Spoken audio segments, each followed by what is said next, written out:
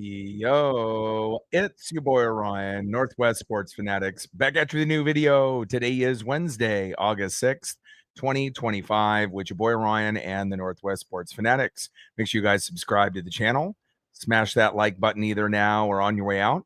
Donate to your boy if you can. Cash App $, ORION-NWSF, or the YouTube Super Chat right here. We got the Chicago White Sox versus the Seattle Mariners. First pitch is going to be here in roughly 5 minutes. So let's cue up the music, take a look at the thumb, and let's get into the starting lineups. Happy Wednesday, everyone.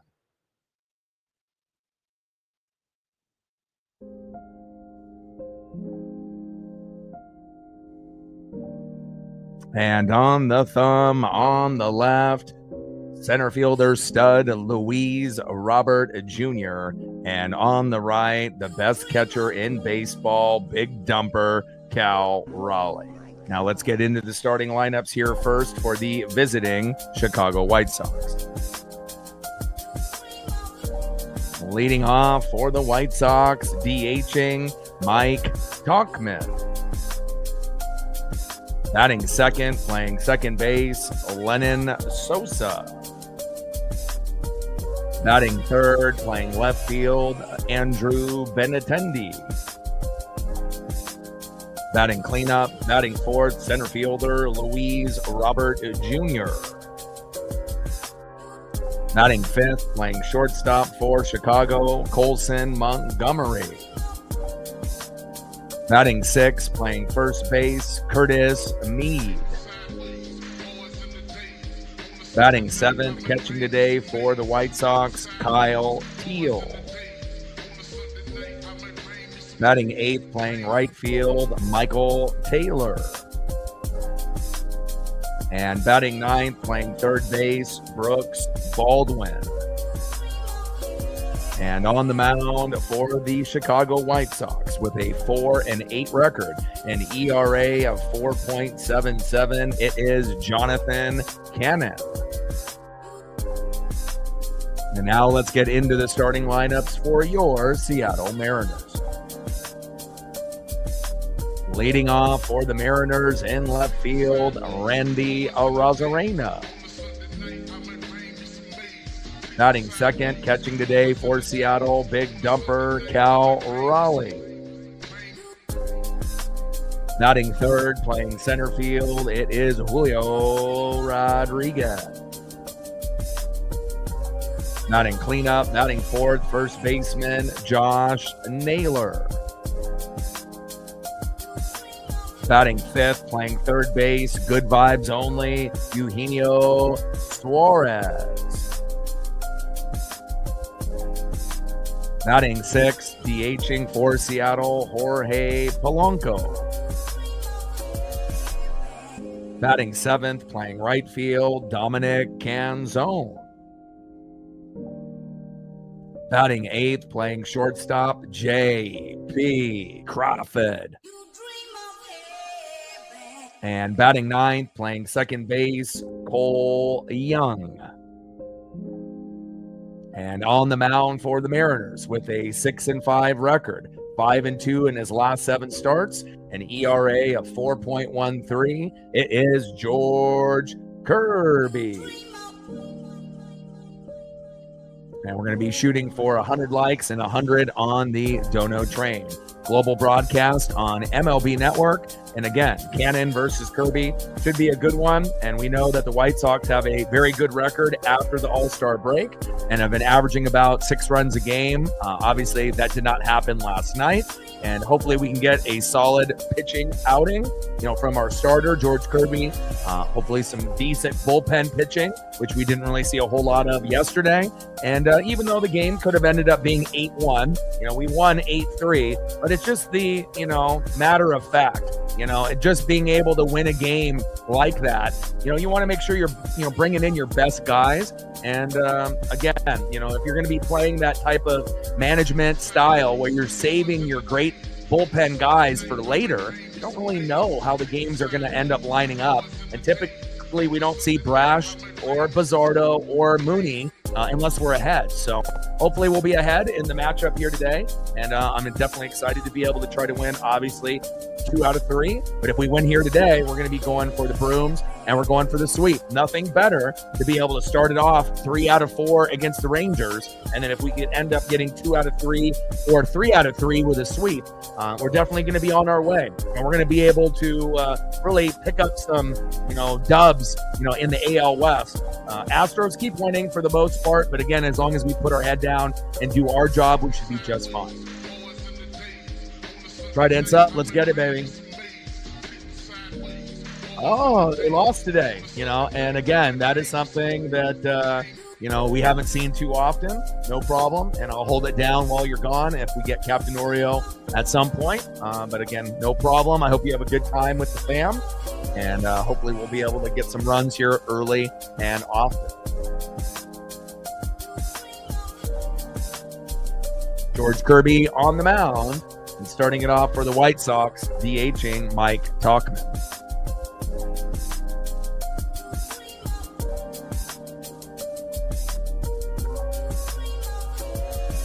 Let's go, baby.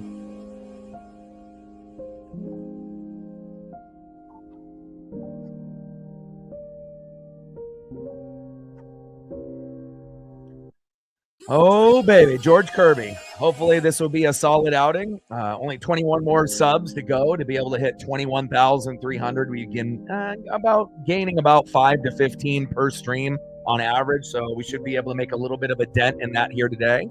And again, magic number will be 5 runs, 7 to 10 hits. We hit that number, we should be good to go. And even if they end up getting some early, base knocks on us, hopefully that'll be able to counteract that at some point.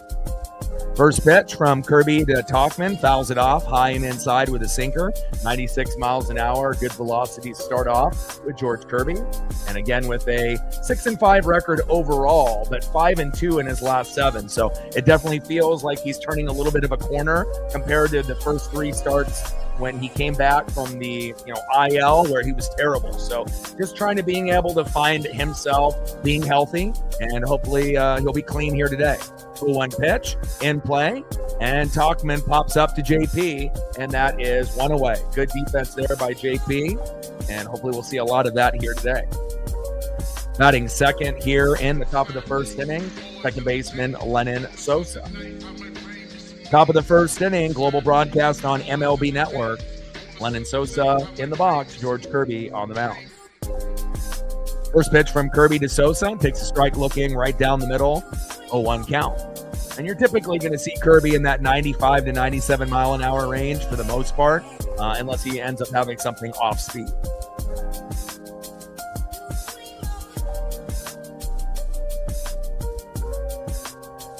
Hopefully we'll be able to see quite a few home runs as well. 2 to 4 is kind of that sweet spot. And if we only get 1, we got to hope it's not just a solo dinger. But typically when we don't hit homers, we don't win. 0-1 pitch, fouled off high and inside. No balls and 2 strikes from George Kirby to Lennon Sosa.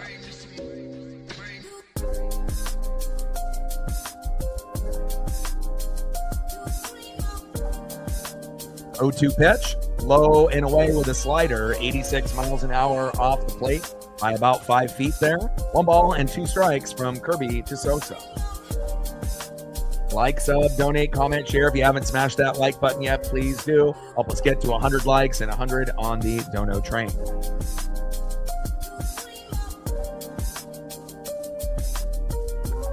We got Logan Gilbert on the bump tomorrow, so we feel pretty confident. We win today. We could definitely sweep. 1-2 pitch, and Sosa fouled out to first. Naylor is there, and that is 2 away. And it definitely changed the dynamic of this team by adding Naylor and Gino. We were a good team before them, but we're a great team after them. And I can't wait to be able to see what we're going to be able to do here in these last 45, 50-ish games. Next up with 2 outs, left fielder in the 3-hole, former Red Sox, Andrew Benintendi. First pitch from George Kirby, high and away with the sinker, 96 miles an hour, 1-0 count. 1-0 pitch, takes a strike looking low and in the zone. Slider, 86 miles an hour by Kirby. 1 ball and 1 strike. In the top of the first with nobody on and 2 outs. Global broadcast on MLB Network. And again, we got Kirby today, Gilbert tomorrow. And again, we need to be able to try to win as many, of these series, and hopefully we'll have a couple sweeps. I don't expect us to win 9 consecutive series in a row, but it wouldn't be that shocking if we do something similar, this back end of the season. 1-1 pitch in play, and Benintendi popped up and popped out, and that is out number 3. Great start for the Seattle Mariners and George Kirby. And again, when our pitchers are good is when they're, striking out a few guys early on within the first couple innings, or they're able to get a few cheap pop-ups and ground outs, and they're not beaning anybody, plunking anybody, they're not walking anybody. And George was clean to start off, and that's exactly what you want to see as a Seattle Mariner fan.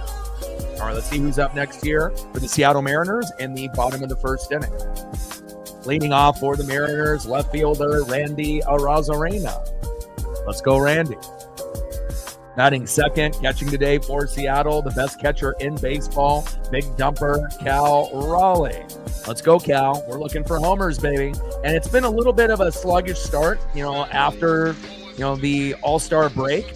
He's not hitting home runs at that, crazy pace, but he still is, occasionally getting one here and there. But all it takes is for him to hit, 2 in a game or hit homers in back-to-back games to kind of get something started. And maybe we'll be able to get that here today. Let's go, big dumper. Let's go, Cal Raleigh. And batting third, center fielder who's been extremely hot post the All-Star break, Julio Rodriguez. Everything about him has changed. And again, it typically does. After the All-Star break, a typical 300 hitter, you're seeing him getting singles, doubles, stealing bags, robbing home runs, playing great defense. And again, just being a guy that's working the count. And that's all we wanted at the beginning of the year. And again, sometimes you got to be able to change up your mechanics. Sometimes you got to take your ego to the door. Sometimes you got to be able to listen to your coaches, guys that are Hall of Famers or guys that are coming in to help you. Ichiro Suzuki, Edgar Martinez, Seitzer, and a few others. And again, I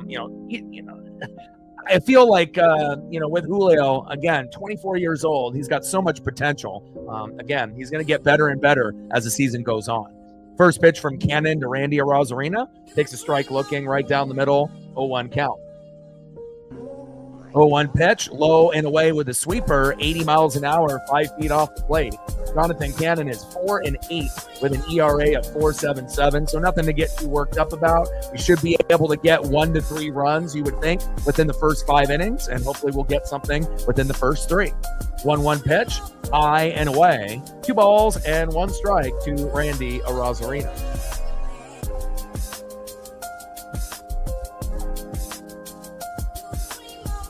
There we go, baby. Let them know all day. 2-1 pitch. Takes a big swing and a miss, high and inside. 2 balls and 2 strikes with nobody on and no outs. 0-0 here early. And hopefully the Mariners will be able to get on the board within the first couple innings. Obviously getting, a run with a big home run or a big RBI with back-to-back hits, early in the first inning is great, but it's not always guaranteed. 2-2 pitch. In play, and Arozarena grounds out to the shortstop, throw to first, and that is out number 1. 1 away. Cody in the building. What's good, brother? Next up for the Mariners, big dumper, Cal Raleigh. Let's go, Cal. And again, if we can't get the home runs, we're definitely going to need your singles and your doubles and just being, a presence out there in the lineup. First pitch from Cannon to Raleigh. Change up low and at the knees, 85 miles an hour, 1-0 count.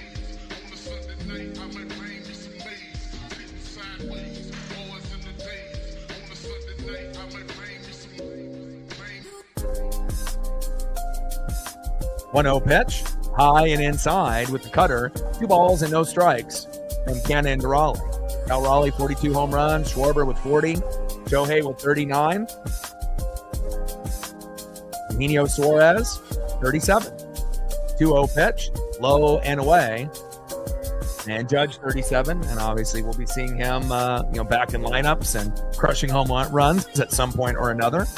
3-0 pitch, high and away. And everything outside of the box, inside, low, outside, high. And that's 4 straight balls for a walk. And we'll take that for big dumper. Wasn't an intentional walk, but almost could have been. Next up is Julio Rodriguez. Let's go, Julio. Make him pay. If they're going to walk Cal Raleigh, this would be a great time for a 2-run blast if you can get the right pitch, but be patient. Don't be swinging at the first 2 pitches that are going to be outside of the zone. Wait for that magical 4th, 5th, 6th pitch. If you can wait that long, and that could be the one that gives us a 2-0 lead. First pitch, high and inside, changeup, missing the zone, 1-0 count. Good eye by Julio.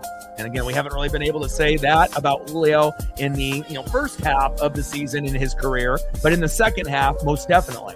1-0 pitch, takes a strike looking right down the middle. 1 ball and 1 strike from Kenan to Rodriguez. Josh in the building. What's good, man? Trident's up. Let's go, M's.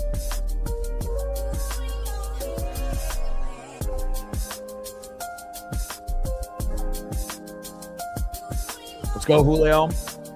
1-1 pitch. Low and at the knees with the sinker. 92 miles an hour by Jonathan Cannon. 2 balls and 1 strike with a runner at first. Cal Raleigh walked on 4 straight pitches, but it was not intentional. Just everywhere but in the box. And we'll see if the pitcher will start to have a little bit of a meltdown earlier than expected. Come on, Julio. And it almost feels like a different type of confidence, not only for Julio in the box, but us as fans. I feel like in the early part of the year, it's like you already automatically knew he was going to be out, with an 0-2 count, with a strikeout, a pop-up, or a ground out. But now when he's up to bat, you almost feel like he's going to get a hit every single time. And that's the Julio that we obviously have been waiting for quite some time. 2-1 pitch, big swing and a miss. First swing on the 4th pitch. I like what I'm seeing here. 2 balls and 2 strikes with a runner at first and 1 out. Let's go, Julio. Blue Jay in the building. What's good, brother? 2-2 pitch, fouled off, high and away. 2 balls, 2 strikes with a runner at first and 1 out. And it's all about being patient. And again, if Julio was doing his regular March, April, May type of swinging, he'd already be out. So, it definitely gives us an opportunity to move Cal over, potentially hit a home run and take a 2-0 lead, or to get a single or a double and then have runners possibly on the corners or at second and third if Julio can connect. And less pressure on Julio with Naylor and Gino here on the team.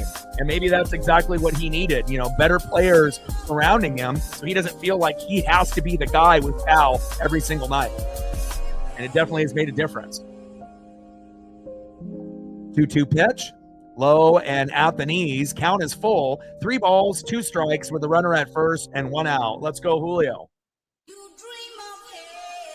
Houston losing 6-4. We love that.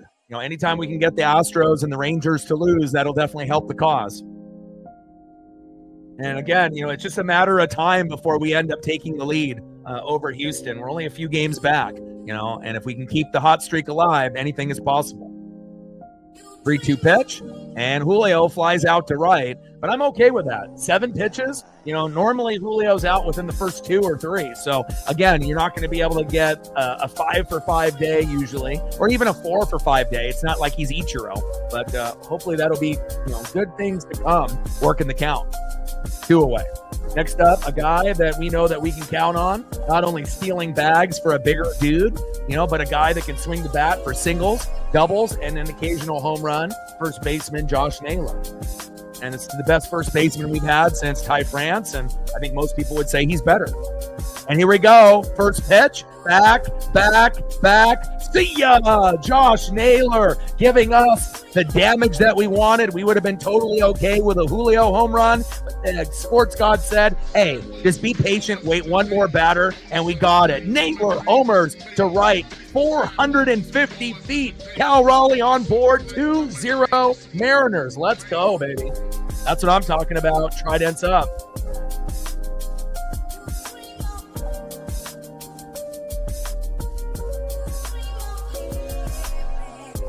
Let's go. Fucking moonshot. Wow. Double decker. Incredible. And again, we're a different team with Naylor and with Gino. Like, it almost feels like, it's our American League to lose. We know the Astros are good. We know the Yankees and Red Sox and Blue Jays are battling, as well as the Tigers. But why not the Mariners? Why not? First pitch to Eugenio Suarez. Low and away with a sweeper. 1-0 count. Let's go, Gino. That's what I'm talking about, baby. 1-0 pitch, low and away. 2 balls and no strikes from Jonathan Cannon to Eugenio Suarez. Let's go. And again, if we play like this, we might be able to get Cannon to exit by like the 5th inning. And who knows what the score will be at that point. Let's go. 2-0 pitch, high and away. 3 balls and no strikes from Cannon to Eugenio. Let's go, Gino. And this is a real fun team to watch. I mean, I've been watching Mariner baseball since the mid-'80s, and this has got to be the funnest team to watch since 2001. We're not going to be as deep, and obviously we're not going to hit 116 wins. But again, as far as top to bottom, 1 through 9, Robles is recovering nicely. Instead of being back, by the beginning of September, he could be back in a couple weeks. So we may be able to see him even before, September 1st. And then at that point, we're going to have the best 1 through 9 lineup in baseball. 3-1 pitch, takes a strike looking high and away. Count now is full. 3 balls and 2 strikes to Eugenio Suarez. 3-2 pitch, fouled off, low and at the knees. Count still is full. 3 balls, 2 strikes, nobody on, and 2 outs. 2-0 Mariner lead. And again, just being able to capitalize off the Cal Raleigh walk and having either Julio or Naylor, go deep, obviously was the goal, and they got it done. Apartments.com 3-2 pitch, and big swing and a miss. Down goes Gino. Obviously, we saw Gino homer yesterday as well. So, again, when you can get the pairing of the former Diamondbacks, doing the damage, we absolutely love it. And we're in the end of the 1st inning, and Josh Naylor is our hero. 2-run blast, double-decker homer, 450 feet. Cal Raleigh on board on first base with a 4-pitch walk, and we make them pay 2-0 Mariners. And 2 is much better than obviously 1, not by just being 1 more, but just the intimidation factor. When you end up getting a solo dinger, the other team still feels like they're in it. But when you end up getting a 2-run jack or a 3-run jack early, it definitely sets a little bit of panic in. And obviously we would know as Mariner fans because we've been on the opposite end of that scoreboard as well. When it's the 1st inning and we're down 2-0, 3-0, we still feel confident we can rally. But again, it's going to take a lot, if they keep giving up more and more hits, more and more runs. But awesome job by Josh Naylor getting the job done, bringing the electricity, Tridents up, 2-0 Mariners. Let's go.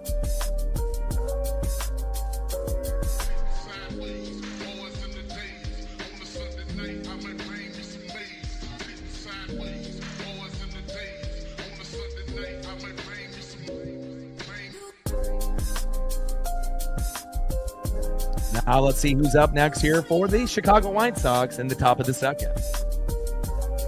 Leading off for the White Sox, cleanup hitter, center fielder, Luis Robert Jr. Got a kind of a cheap home run late last night. Don't even think about it here today.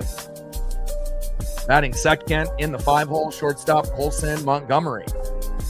And batting 3rd, first baseman in the 6-hole, Curtis Mead. Let's go, George. Let's have a clean 2nd inning, 2-0 Mariners. Flying Monk in the building. What's good? Let's go. And again, we were already a good team, without Naylor and Gino. But now it's like, I kind of feel, that I don't want to say that we feel like we're invincible because we obviously know pitching sometimes stinks, starters and bullpen, but if you're just looking at the 1 through 9 and just thinking that at some point, if Victor Robles is healthy and then he ends up being the leadoff hitter and, Dom ends up being DH or backup, it's going to be really, really hard to beat us. First pitch, and Luis Robert Jr. singles to center on a knuckle curve. And you typically aren't going to see a knuckle curve on the first pitch there. But again, we'll see in how we'll have to monitor that with George Kirby as the game progresses. Nice single there by Robert Jr. First pitch from Kirby to Colson Montgomery, low and at the knees, 1-0 count. Let's go, George. Top of the 2nd inning, 2-0 Mariner lead with a 2-run blast by Josh Naylor.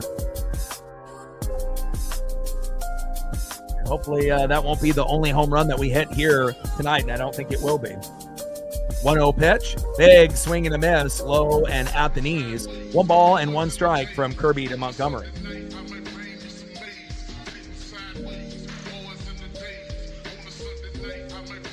Yeah, changing that batting stance is actually for the better. If you actually go back and look, at the numbers of his old batting stance to his new batting stance, where he kind of rests the bat on his shoulder, it's night and day. So, it may not be the traditional look, but again, it's been working for Gino. And again, he was at a point where he had his old batting stance and he almost got cut. And then he ended up changing the batting stance, started to turn his season around, and has been one of the, top 10 players since last year, from making that adjustment. So there's going to be a lot of strikeouts from Gino, that's always a given. But again, he's going to be able to get more singles, doubles, and home runs based off that new stance, even if it may not be traditional. 1-1 pitch, fouled off, high and away. 1 ball and 2 strikes from Kirby to Montgomery. They had a really big article through MLB Network that, went over all the analytics and the stats, based on the, bat angle and everything else. And it was a very interesting read. But, everyone is going to be a little bit different on how, they approach the stance and the at-bat and, where they have the bat, obviously in the box. Not everyone's going to be the same. You just got to be able to find what works for you. 1-2 pitch, high and away with that knuckle curve, missing the strike zone by a few inches there. 2 balls and 2 strikes with the runner at first and no outs. Top of the second inning, global broadcast on MLB Network. 2-0 Mariner lead. 2-2 pitch and a big swing and a miss. Down goes Colson Montgomery. I like that, baby. Nice job by George Kirby, getting a nice punch out. 1 away. Way to bring that electricity, George. Let's go, baby. Next up in the 6th hole, first baseman Curtis Mead. First pitch from Kirby to Mead. Sinker, high and away, 1-0 count.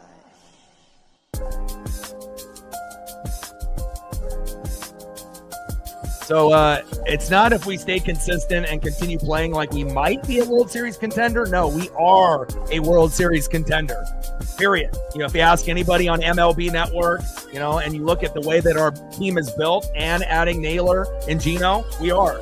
It's us, it's the Astros, it's the Blue Jays. If you want to throw in, Yankees and the Red Sox, even though we don't think they're going to go that far, and then the Tigers. So, there's about 5 teams that are World Series contenders in the American League. And, there's probably about 8 or 9.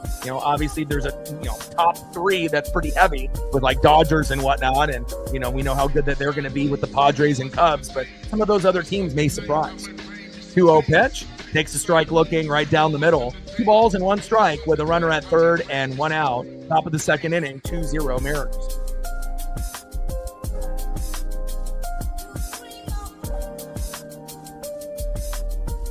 Two-one pitch, low and at the knees. 3 balls and 1 strike with a runner at third and 1 out. 2-0 Seattle lead here early.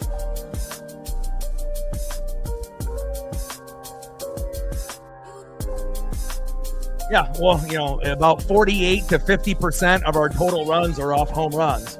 But again, you got to be able to have the right batting order, the right vibe, and the right confidence. And again, baseball's hard. It's not going to be one of those things where you're going to average 6 runs a game for the whole season. And pitching is going to be elite. You're going to go through peaks and you're going to go through valleys. You're going to end up winning 9 consecutive series in a row, like the Mariners did, averaging 6 runs a game for about a month and a half. And then we were dog shit for about a month and a half, averaging 1 to 3. 3-1 pitch in play. Need singles to right, and Luis Robert Jr. scores from third. And just like that, we have a 2-1 Mariner lead. We're going to have to earn everything that we have, even if it is against a team like the White Sox. Nice job by Mead with the RBI. Don't even get any ideas of trying to tie it up or take the lead, Chicago. Next up is catcher Kyle Teal, who had a nice throw out on Julio last night and a big double in his first at bat. First pitch from Kirby to Teal, low and at the knees with the slider, 1-0 count.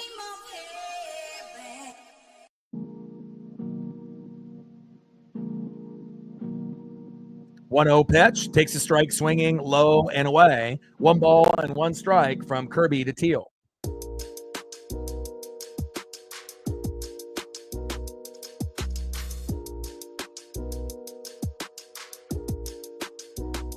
One pitch, takes a strike looking right down the middle. 1 ball and 2 strikes with a runner at first and 1 out.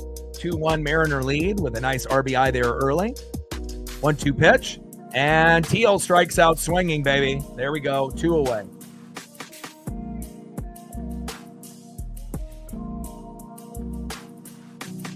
Next up is right fielder Michael Taylor. And again, I look forward to matching up, with Detroit, the Toronto Blue Jays, the Yankees, the Astros. We don't really fear anybody. We know that these teams are good, but they know how good we are as well. And honestly, if you look at our roster compared to everyone else in the American League, I wouldn't trade our roster for anybody else's roster in the American League. We know like the Dodgers got Shohei and Mookie and Freddie and Teoscar, and obviously they have some holes kind of deeper in the lineup, and there's going to be some National League teams that, look very, very good, this year, Cubs and Dodgers specifically, right? Even though we know the Phillies and the Mets and the Brewers, and a few of these other teams have been doing pretty well. But again, in the American League, I wouldn't trade our roster with the Tigers, the Yankees, the Red Sox, the Blue Jays, or the Astros. We have, the most talent, through the pitching staff and 1 through 9 than anybody in the American League. It's just that, obviously we're not 20 games above 500, to kind of stamp it because we just got Gino and Naylor. But imagine if we would have started the year with Naylor and Gino, what our record, might be. It's probably fair to say it would be 10 to 15 games above 500 more than likely. 0-1 pitch, low and away, 1 ball and 1 strike with a runner at first. 2-1 Mariner lead here early. 1-1 pitch, and Taylor grounds out to a fielder's choice. Meade out at second, and that is out number 3. We end up giving up the RBI by Curtis Meade with Luis Robert Jr. at third scoring, but at least we have a 2-1 lead. And again, at least it makes the game somewhat interesting, as you get a little bit of back and forth. But I don't want Kirby to give up anything more than 3. Hopefully, that's the only run that he gives up, and then we can continue mashing. Trident's up. Let's go, M's. Like, sub, donate, comment, share. If you haven't smashed that like button yet, please do. Help us get to 100 likes and 100 on the Dono train. Let's go to the bottom of the second inning. 2-1 Mariner lead.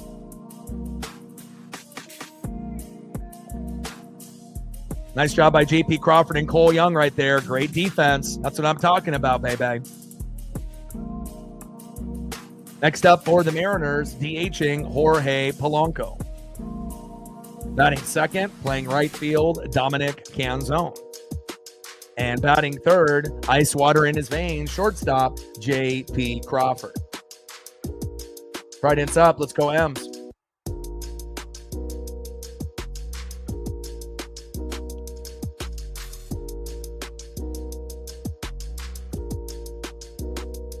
Yeah, I mean, it's probably more likely that we would be playing, if we were actually making it to the ALCS, Yankees would be a team, it would be probably that we would play early. It would be more than likely someone like, the Tigers, the Blue Jays, or the Astros that we would have to face to make it to the World Series if we were ever to get to that point. Obviously the Yankees and the Aaron Judge injury, their pitching hasn't been very good. They're not the same team as they were last year. And honestly, it would be probably more, I think worthwhile if we would beat them early. And then obviously, trying to beat the Astros would probably be the most rewarding. Again, we have a good, vibe with the Blue Jays. The last time they were good, we were good in 2022. So we kind of have their number. And the last time that we played the Tigers, we went into their building and put up 35 and swept them. So, and again, that's not going to happen every single time you play the Tigers. I get that. First pitch to Jorge Polanco, popped up to first base, and that is 1 away. But, I definitely would be putting Blue Jays, Astros, and Tigers above the Yankees, at least at this point. I mean, if things turn around in these last 45, 50 games, we'll find out. And obviously it will depend on Judge as well as the pitching staff. But, if you've watched anything of New York this year, they're nowhere near as good as they were with Soto last year. And pitching was much better as well. They're not making the World Series this year. First pitch from Cannon to Canzone, high and away with a cutter, 1-0 count.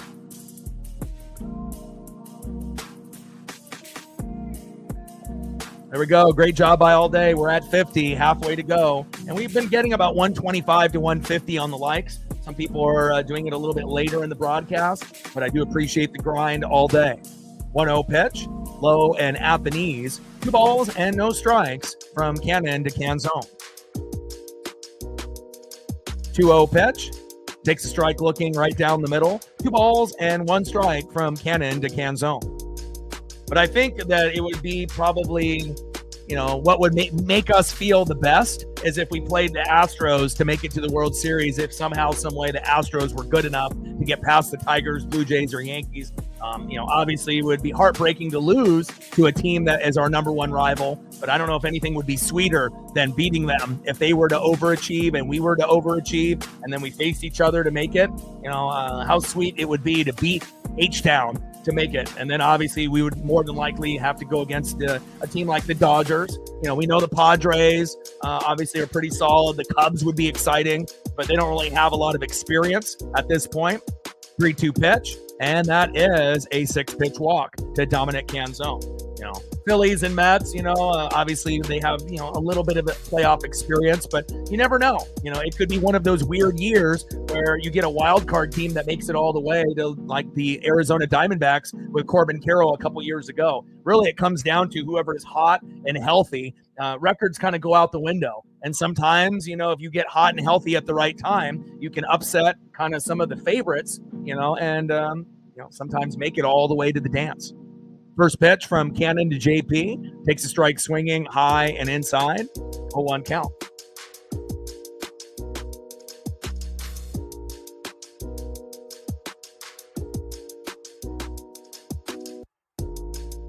Brewers are really good this year as well. Obviously you got Mets and Phillies, Brewers and Cubs, Padres and Dodgers. So those are like the 6 main, right? And obviously the Giants have scaled back a little bit, and there's going to be a few other teams that are barely over 500 trying to get into the mix, but those are the power 6. And then obviously Astros, Mariners, Blue Jays, and then for now Yankees, Red Sox, and then Tigers. And then you're going to get another team, more than likely the Guardians, that will be slightly above 500. But again, you're still waiting on, those other teams, like the Royals, who are traditionally a little bit better than they are normally this year. But again, that division's been a little weird. It's normally just the Tigers, for the longest time had an above 500 record and everyone was below. But you're starting to see some of those other teams, the Twins and the Guardians, trying their best, as well as the Royals, to catch up, but, to no avail. 1-1 pitch, fouled off, high and away. 1 ball and 2 strikes from Cannon to JP Crawford. Bottom of the second, 2-1 Mariner lead with a runner at first and 1 out. Global broadcast on MLB Network. But first we got to just try to win the division and then try to make it to the ALDS. If we do that, then ALCS, and then obviously World Series. And based on the team and the direction of the draft picks and the farm and everything we've been doing, I don't think it's crazy to say that in the next 10 to 20 years, we might make a World Series or 2, and we'll cross that, box off of, being the only team that's never been there. And realistically, we probably wouldn't win the first time that we went, but you never know. Crazy stuff has happened in the past. 1-2 pitch, high and away. 2 balls and 2 strikes from Cannon to Crawford.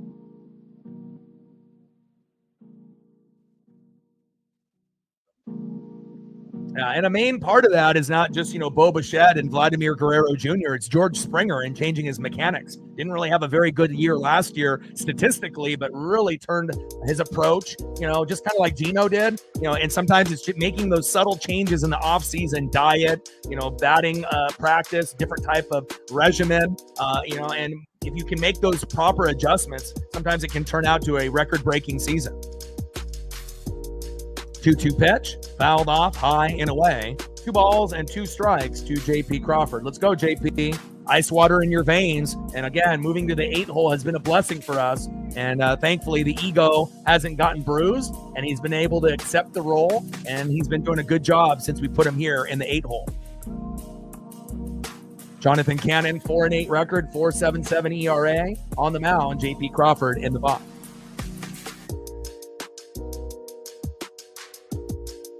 2-2 pitch, and JP with a nice single to right, and the hot streak continues. Let's go. Dominic Canzone safe at second.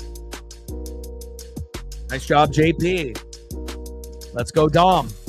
Next up, a guy that's improving every single day. It's a Cole World, baby. Second baseman, Cole Young.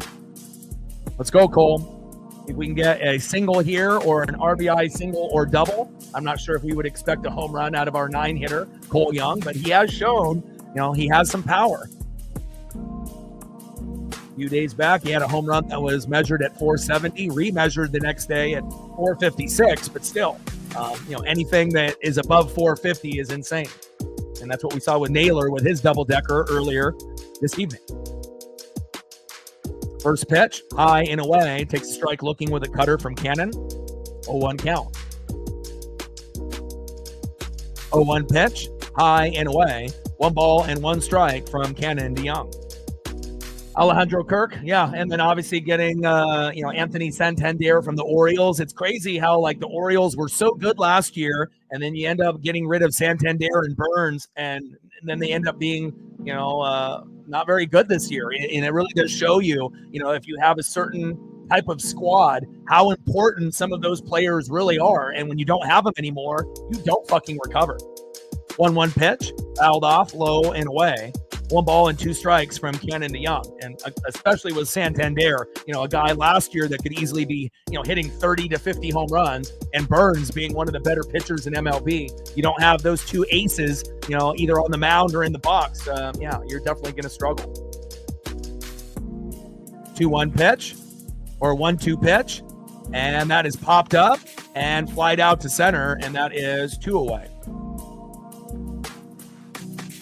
Down goes Cole Young.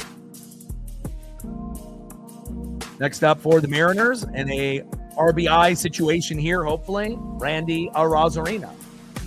If he can connect on a good pitch, this could be a 5-1 score.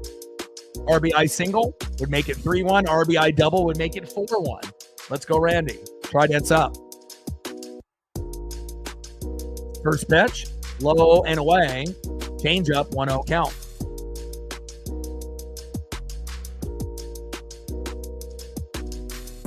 Yeah, this is the most exciting lineup that we've had. And then, the only question that will be is after Victor Robles comes back in right field, what do we do at DH? Do we continue to use Jorge Polanco, or do we rotate between Polanco and Canzone, which could be good as well. I don't think anyone would really have a gripe, if Canzone DH or Polo, whoever is the hot hitter at the time, and you can always rotate back and forth. But again, a very sexy lineup. And again, it definitely has given the fan base and the team the confidence that we need moving forward. 2-0 pitch, high and away. 3 balls and no strikes to Randy Arozarena. And if Randy is just patient here, we can get a walk, and then hopefully we can get something out of Cal Raleigh and Julio Rodriguez in this inning. Michael in the building, what's good? 3-0 pitch, takes a strike looking right down the middle. 3 balls and 1 strike with runners at first and second and 2 outs. Cannon on the mound, Randy Arozarena in the box. 3-1 pitch, big swing and a miss, high and away. Count now is full, 3 balls and 2 strikes with runners at first and second and 2 outs. Come on, Randy. Even if you don't homer, that's fine. Take a walk or try to get a single so we can get bases loaded for Cal. And even though Cal has struggled, at some point, that he is going to be able to go yard. 3-2 pitch, great eye by Randy Arozarena, pitch inside at the hips, and that is a 6-pitch walk. Bases loaded for big dumper Cal Raleigh. And we know Cal hasn't been on the same historic pace in the second half of the season, but again, he can still make the White Sox pay with an RBI single, RBI double, or best case scenario, Trident's up, a grand salami for home run number, 43.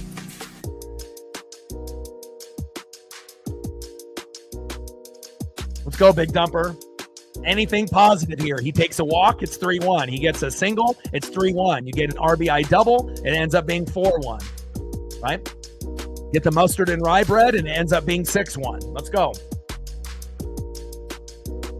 Come on, Cal. At some point, he's going to start getting hot again, and you're going to see Cal hit, not only 1 home run, you're going to see him hit 2 home runs.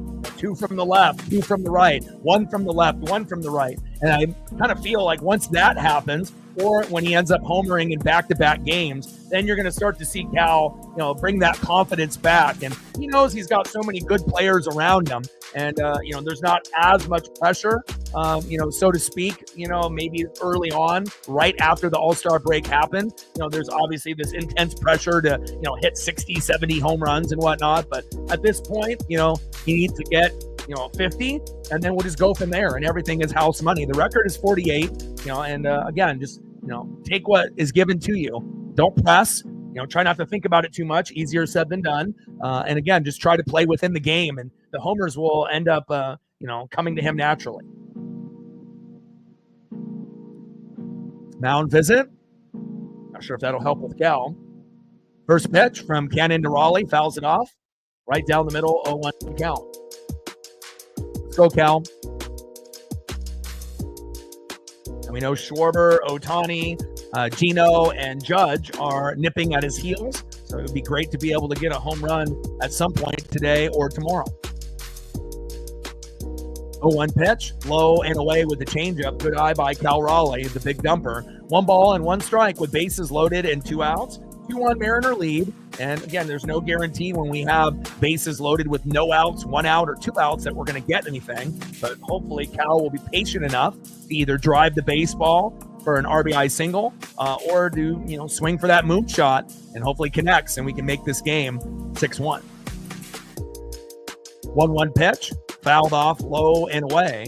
1 ball and 2 strikes with bases loaded and 2 outs. Let's go, big dumper. He's already got 3 grand slams in 2025. Trident's up. Let's go, M's.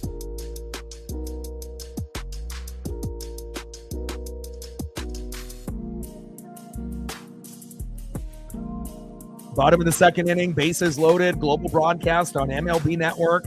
2-1 Mariner lead. Magic number is 5 runs, 7 to 10 hits. 1-2 pitch. Cal drills it into right field. Runners are hustling. Canzone scores. Crawford scores. Randy sliding into third. And we have runners at first and third. And look at that. Cal Raleigh, 4-1 Mariners. Let's go.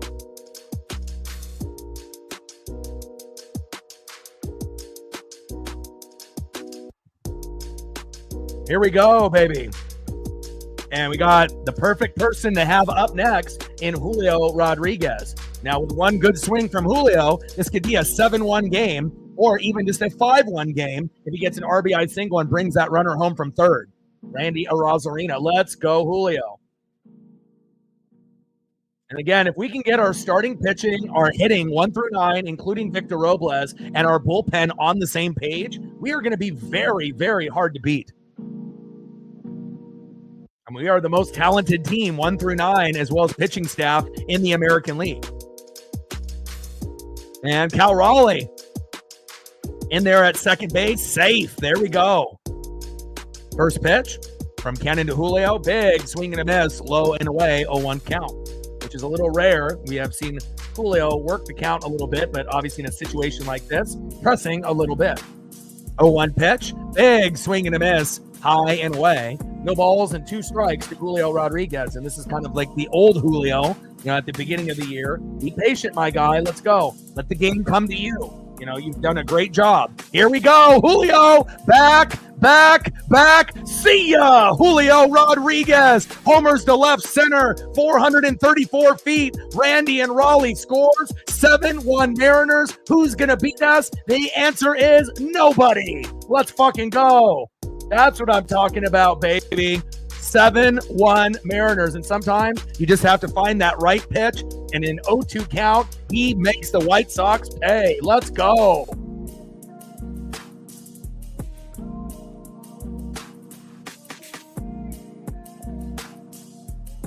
Let's go, baby. And that's why the lineup is so perfect.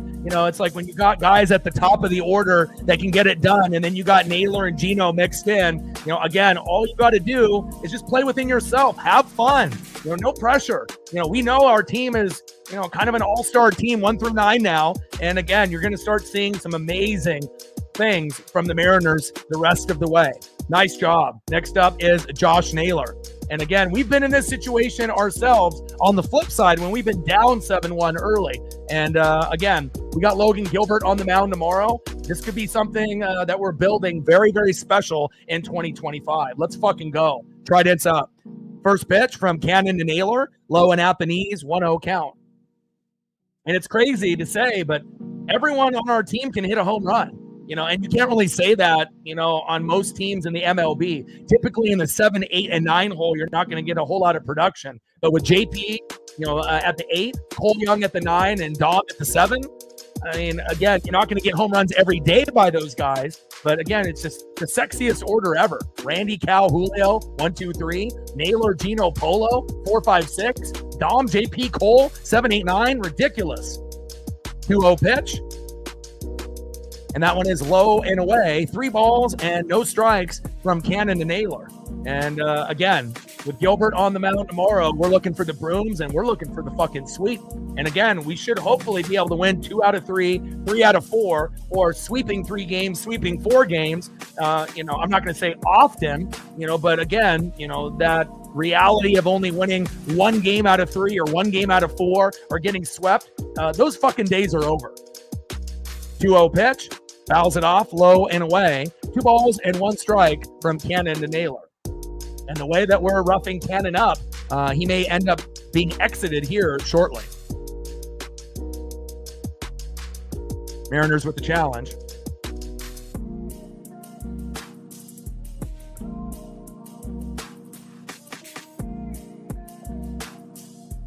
And we're not done. We're definitely pacing for 10 to 14 runs today. And this will make up, maybe a little bit for yesterday.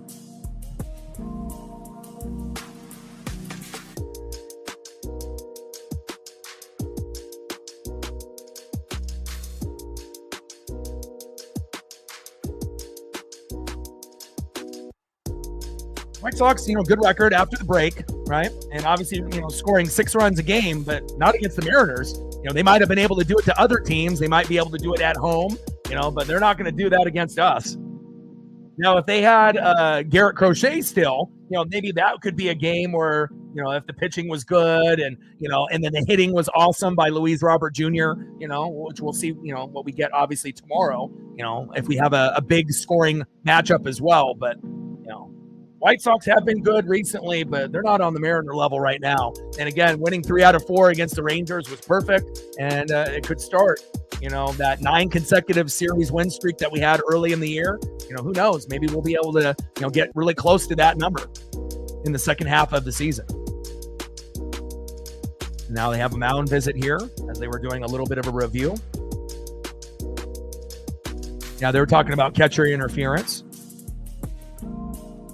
So Naylor homered to right after homering yesterday, double-decker homer, 450 feet after a walk to Cal, 2-0 Mariners. Then Need singled to right to at least keep the White Sox fans engaged. And then Luis Robert Jr. was scored from third, 2-1. And then we decided, hey, this is enough. We're going to smack them. And Raleigh, right, who has been struggling a little bit with home runs and singles, bases loaded, no pressure, just play within yourself, and decides not to go for the home run swing and blasts one into right field. Canzone scores, Crawford scores, Randy hustling to third, save, 4-1 Mariners, and then Julio with an 0-2 count, swinging at 2 pitches kind of wildly, and then you get that third pitch right down the middle, and Julio crushed it. Right? 434 feet with Randy and Raleigh on board. And in just a blink of an eye, when the score was 2-1, if you would have went to the bathroom and came back, now we're up 7-1 and we're not done. Let's go. And after the Julio home run, we have a pitching change. And again, how often are you going to see a pitching change in the second inning? Life is good for Seattle Mariner fans today. Let's go. They're going to bring in Alexander, but his ERA is just as bad as Cannon. 4.80. So, and Cannon was 5.34. So, same kind of boat there.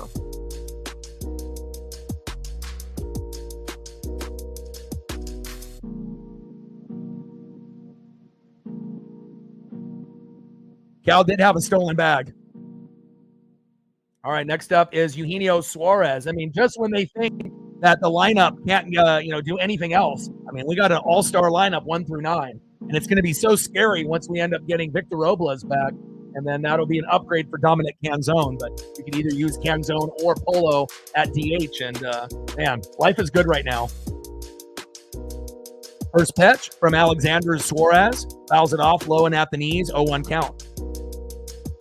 0-1 pitch. Takes a strike looking high and away. No balls and 2 strikes from Alexander DeGino. Tyler Alexander on the mound. Eugenio Suarez in the box. 0-2 pitch, high and inside. 1 ball and 2 strikes from Alexander DeGino.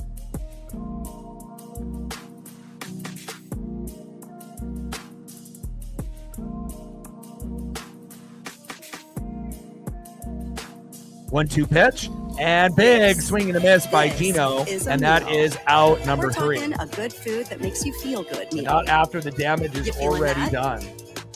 Now meal this. We're gonna get a Tyler Alexander photo here for the a catching up with your ex meal. So, how's your mom? Been there. Ooh, a scoring cool dad points meal. Obviously. Thank you. Do I spy an I need 5 minutes to myself meal? Whatever you're feeling, at Panera, it just meals good.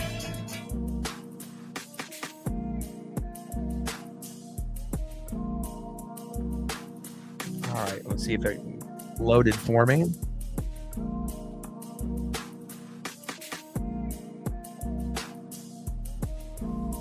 Five-run inning. Is that good? All right, here's the Tyler Alexander photo, and we may not see him very much in this matchup, depending on what the Mariners do here in the next couple innings. End of the second inning, 7-1 Mariners. I love it. And it's been a minute where we've had a game like this, and it feels really good, to be on this end of the scoreboard, not on the opposite end, looking up and saying, fuck, this one's already over. So.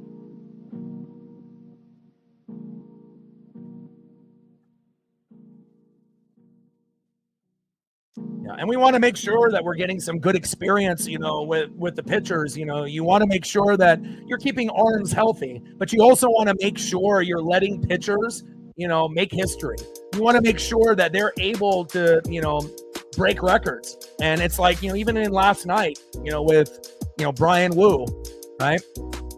And when you end up seeing certain individuals that have pitched, the 6th inning or beyond in every start, all 22, how many times are you actually going to be able to pitch into the 8th inning? Like maybe once or twice a season? So if you have a chance, let them. Let them be able to, break their record for Ks. Let them be able to do something that they normally wouldn't be able to do. And especially if the pitch count is low, which it was yesterday, we could have won 8-1 and not given up that home run by Luis Robert Jr. And that way we don't have to see fucking Legomina. We don't have to see Jackson Kowar, And again, it ends up working out in our favor because we're ahead again here today. But, every single game is a little bit different. And I want Dan Wilson to manage the game that's in front of him, not the game that's going to be, 2 games down the road. Top of the 3rd inning, 7-1 Mariners. First up is Brooks Baldwin. First pitch, and a nice single there by Baldwin right out of the gates off George Kirby. Next up, in the 1-hole, DHing Mike Tauchman. First pitch from George Kirby to Tauchman, low and away, 1-0 count. And they got Bones Jay Buhner in the booth, which is always a great sign to see. One of my favorite players back when I was a kid. New York Yankees, what were you thinking? 1-0 pitch, fouled off right down the middle. 1 ball and 1 strike from Kirby to Tauchman. Yeah, it's crazy, cool kid. Because again, if you go back and look at Naylor's stolen bag numbers for the Diamondbacks and the Guardians, it really wasn't there. For him to come to the Mariners and to be, so aggressive and not being thrown out, while he's trying to be aggressive as kind of a big boy, it's awesome to see. We want to be able to get runners in scoring position no matter what their size. Small like JP or, a bigger guy like Naylor. He may not be as big as like Rowdy Tellez, but even Rowdy was stealing bags when he was on the team earlier in the year. So anything is possible if you get a good jump. 1-1 pitch, fouled off high and away. 1 ball and 2 strikes with a runner at first and no outs. 7-1 Mariner lead here in the top of the 3rd. Like, sub, donate, comment, share. If you haven't smashed that like button yet, please do. Help us get to 100 likes, and we're still looking for our first dono on our dono train. We're looking for 100 likes and 100 on the dono train. 1-2 pitch, low and at the knees. 2 balls and 2 strikes from Kirby to Tauchman. And Baldwin to second on a wild pitch by Kirby on that knuckle curve.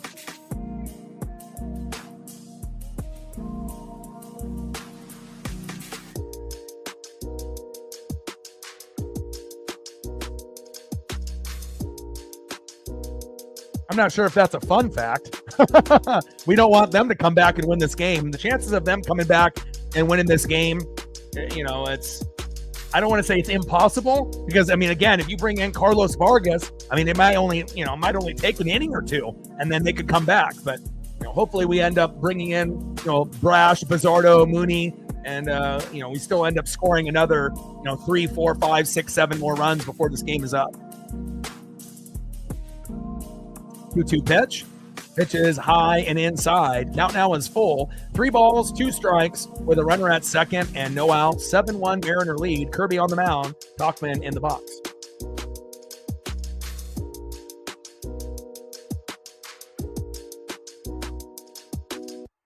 We got Logan Gilbert on the mound tomorrow, so, I don't want to see our shitty guys in the pen. Give me the good ones.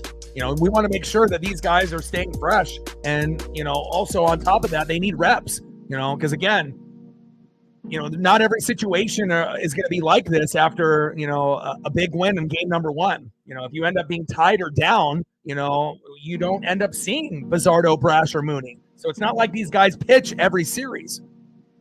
First pitch from Kirby to Sosa, high and inside, 1-0 count.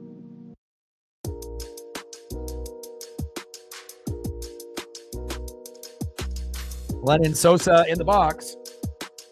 George Kirby on the mound. And a pitcher's best friend is run support. And he's got it here today. 1-0 pitch. Takes a strike looking right down the middle. 1 ball and 1 strike with a runner at second and 1 out. Top of the 3rd inning, MLB Global Broadcast on MLB Network. 7-1 Mariner lead.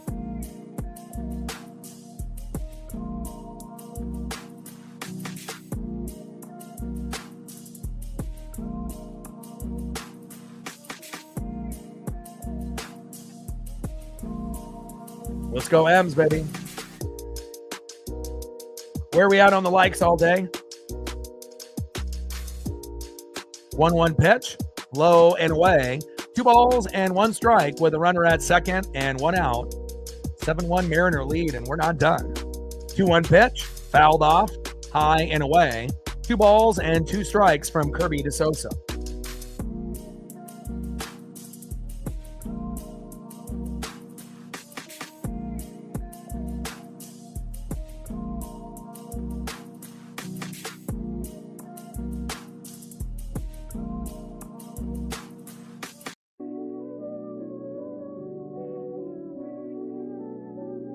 Two pitch, low and away. Count now is full. 3 balls and 2 strikes from Kirby to Sosa.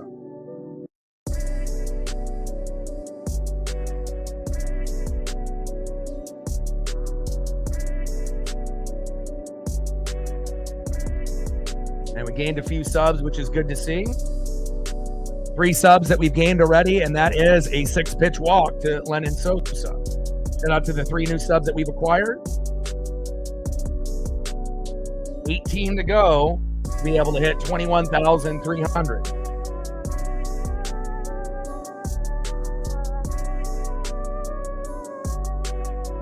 Next up is Andrew Benintendi. All right, looks like we're at, 77? We need 23 more to go. Now we got a couple more. Now we're at 79. 21 more likes and we're at the goal. And about half of the people in the room have hit the like button. We just need the other half to do, the like, and we'll be there. First pitch from Kirby to Benintendi. Takes a strike looking right down the middle, 0-1 count.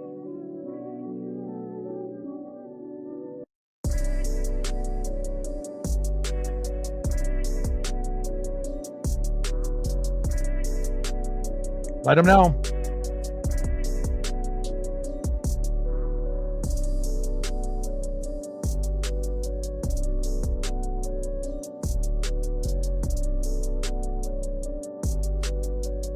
Oh, 1 pitch in play, and Benintendi with a beautiful single to right. Baldwin scores, Sosa to second.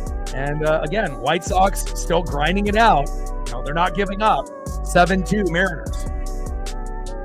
Nice job from the former Red Sox to now Chicago White Sox, Andrew Benintendi. Next up is Luis Robert Jr., and he hits a home run here. It'll be 7-5, so we got to be very careful. We know George is, typically, pretty reliable. But on any given day, again, if you get that right pitch in the sweet spot, anything can happen. First pitch from Kirby to Luis Robert Jr. Takes a strike swinging, high and inside, 0-1 count. Top of the third inning, 7-2 Mariners. 0-1 pitch, fouled off, high and inside. No balls and 2 strikes here in the top of the third. It would be awesome to be able to get a double play with a slow dribbler hit in between second and third to JP, where we could end up getting a double play finally to Naylor to get out of this inning. But however we do it, a strikeout and a pop-up, a pop-up and a ground out. We just got to make sure we don't give up a big 3-run blast here.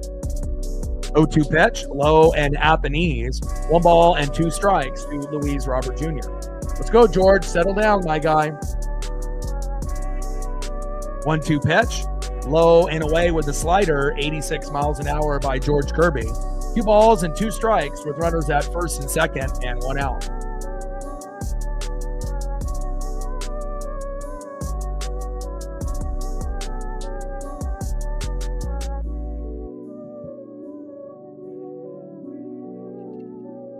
Let's go, baby. 2-2 pitch. High and away. Count now is full. 3 balls, 2 strikes with runners at first and second and 1 out. Come on, George. We don't want them to creep back into this matchup. And again, even though their record isn't, good, they have been one of the better teams after the All-Star break and have been averaging about 6 runs a game. Just not against us. But based on how Kirby's pitching now, they're probably going to get the 6. Bases loaded now with a walk to Luis Robert Jr. We better get out of this jam here. Bases loaded with 1 out. I mean, in a blink of an eye, this could be 7-4, 7-5. Come on, Mariners. Next up, 0 for 1 with a K. Shortstop, Colson Montgomery. Come on, George.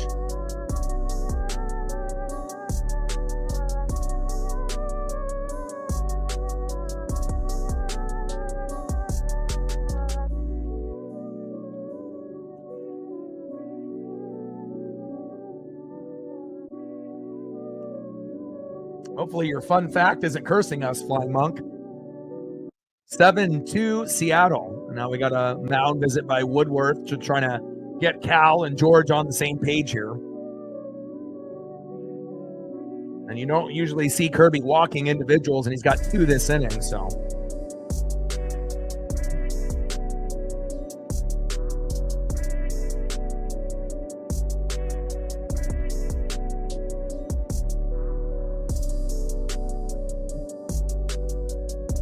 First pitch from Kirby to Montgomery, low and at the knees, 1-0 count.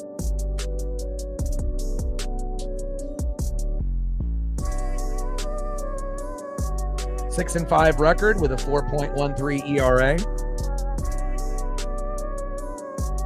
Let's go, George. Settle in. Kirby on the mound. Colson Montgomery in the box.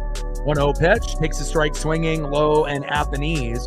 1 ball and 1 strike with bases loaded and 1 out. 7-2 Mariner lead, but if we're not careful here, this will be 7-3, 7-4, 7-5 in a heartbeat. 1-1 pitch, fouled off, high and inside. 1 ball and 2 strikes with bases loaded and 1 out. Kirby on the mound, Montgomery in the box.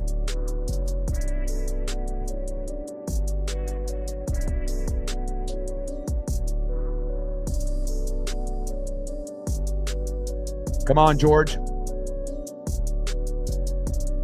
14 more likes to hit the goal. Let's get there, baby. And once we hit that goal, obviously we still are a little bit behind the 8 ball and the dono goal, but I know we'll get there. 1-2 pitch, low and at the knees.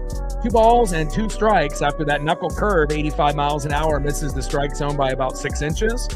2 balls, 2 strikes, bases loaded, 1 out, 7-2 Mariner lead, and we're just trying to be able to keep this 5-run lead as long as possible. It's going to take a hell of a lot of an effort here, especially if Montgomery hits an RBI single or an RBI double. It'd be 7-4, 7-5 in a heartbeat. And we don't even want to talk about Grand Salami being 7-6.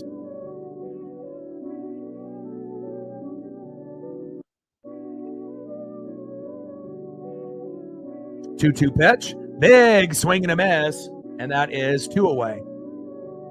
Nice job by George. Settle in, my guy. We need that electricity. Next up, first baseman Curtis Mead.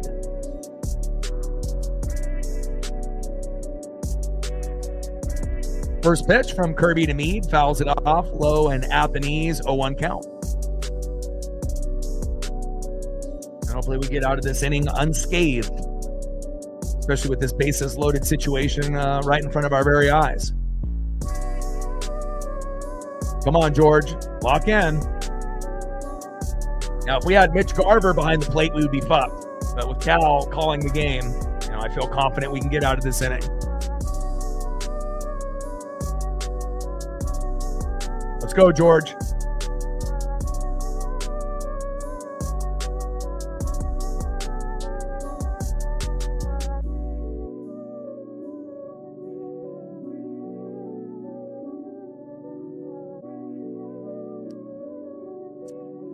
Oh, 0-1 pitch, low and away. Slider missing the strike zone by inches. 87 miles an hour by Kirby. 1 ball and 1 strike with bases loaded and 2 outs. Kirby on the mound, Mead in the box.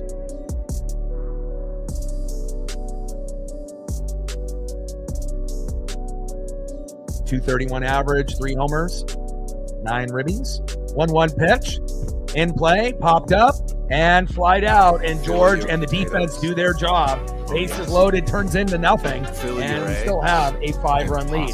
Great job by the Mariners. And again, that's why it's so important, to be able to have those mound visits, with Woodworth and Cal, to be able to settle that pitcher down, especially for a guy like George that typically doesn't walk a whole lot of guys, throughout the matchup, game in and game out, and then to be able to find the right combination of pitches and location to get the job done. Nice job by George Kirby. That could have been a real big inning for the White Sox, but we definitely shut him down and still keep that 5-run lead. Let's go to the bottom of the 3rd inning and see if we can add on another run or 2 for the Mariners.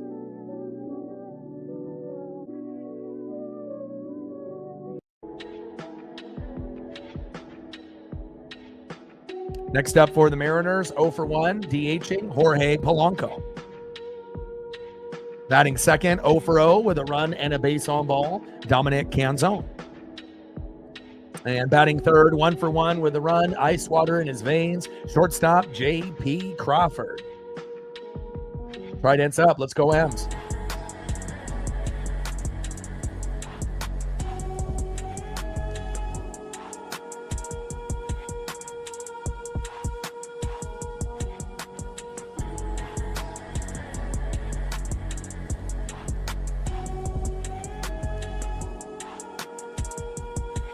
Gained another sub, 4 subs gained in this stream alone.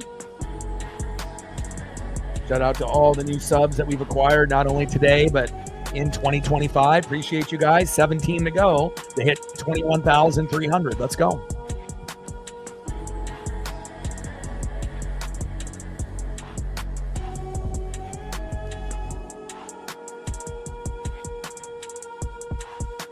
$59,000 individuals coming through here on a monthly basis. We've been able to get the female viewership up from 5% to 15%. And shout out to all the countries that are showing us love: United States, Dominican Republic, Venezuela, Mexico, Japan, Canada, Philippines, Nicaragua, Taiwan, Puerto Rico, New Zealand, Australia, and many, many more. If you're watching from one of those locations, I appreciate you. First pitch from Alexander DePolo. Takes a strike looking in the zone, 0-1 count. 0-1 pitch, low and away, changeup hitting the zone. No balls and 2 strikes from Alexander DePolo. 0-2 pitch, high and inside to Jorge Polanco. 1 ball and 2 strikes with nobody on and no outs. 7-2 lead here in the bottom of the 3rd.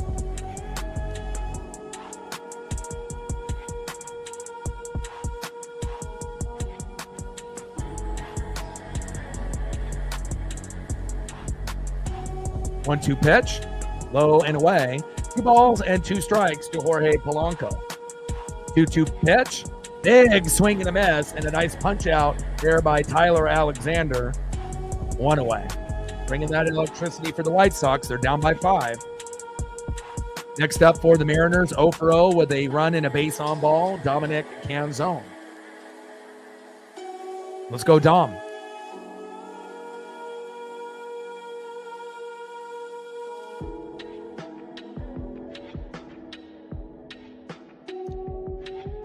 First pitch from Alexander to Canzone.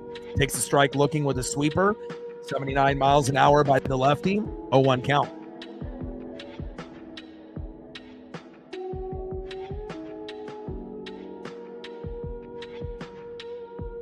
Gained another sub. 5 subs gained. 16 to go to hit 21,300. Shout out to you guys. 0-1 pitch. In play. And Canzone flies out all the way to the wall. And that is 2 away. Maybe next time around, that'll be a home run. Next up for the Mariners, shortstop J.P. Crawford. 1 for 1 with a run. And he's been extremely hot since we moved him to the 8-hole. First pitch from Alexander to J.P. Takes a strike looking high and inside, 0-1 count. And sometimes a change of scenery helps, going to a new team, but also changing the batting order. Sometimes is what not only a team needs, but a player needs. 0-1 pitch, low and away. 1 ball and 1 strike with nobody on and 2 outs. 7-2 Mariner lead. Let's go, baby.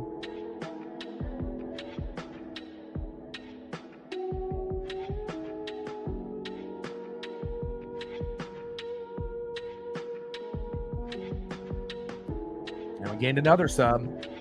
15 to go. Appreciate all the new subs that we've acquired here today. 6 so far. 15 to go to hit 21,300. 1-1 pitch. Big swing and a miss, low and away. 1 ball and 2 strikes from Alexander to JP.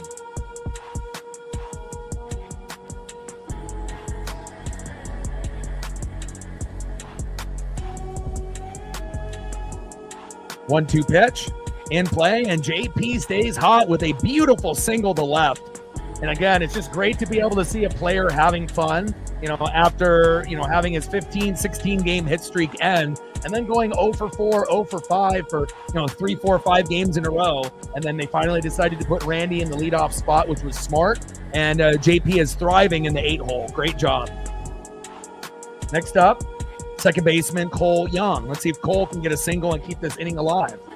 First pitch from Alexander to Young. Sweeper, low and away. 1-0 count.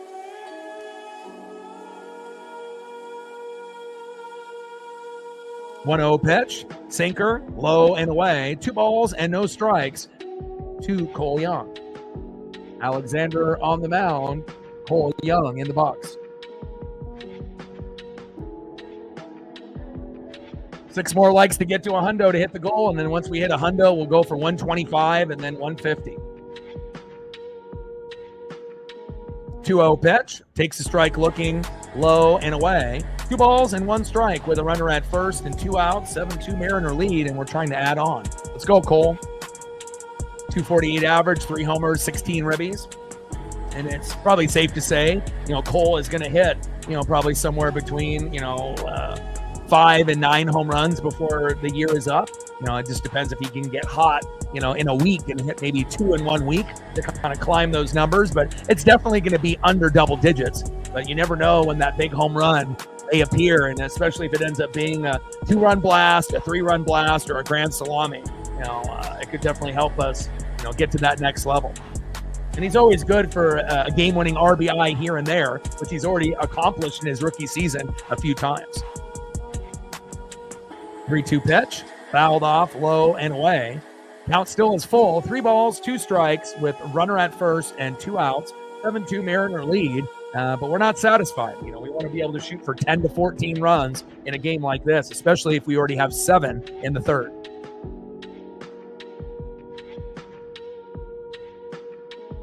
I appreciate that. Sometimes, people forgot, I already did. And then, sometimes that happens with people in the like button as well, likes and shares and, obviously, subscribing to the channel, but I do appreciate you looking, and I appreciate you.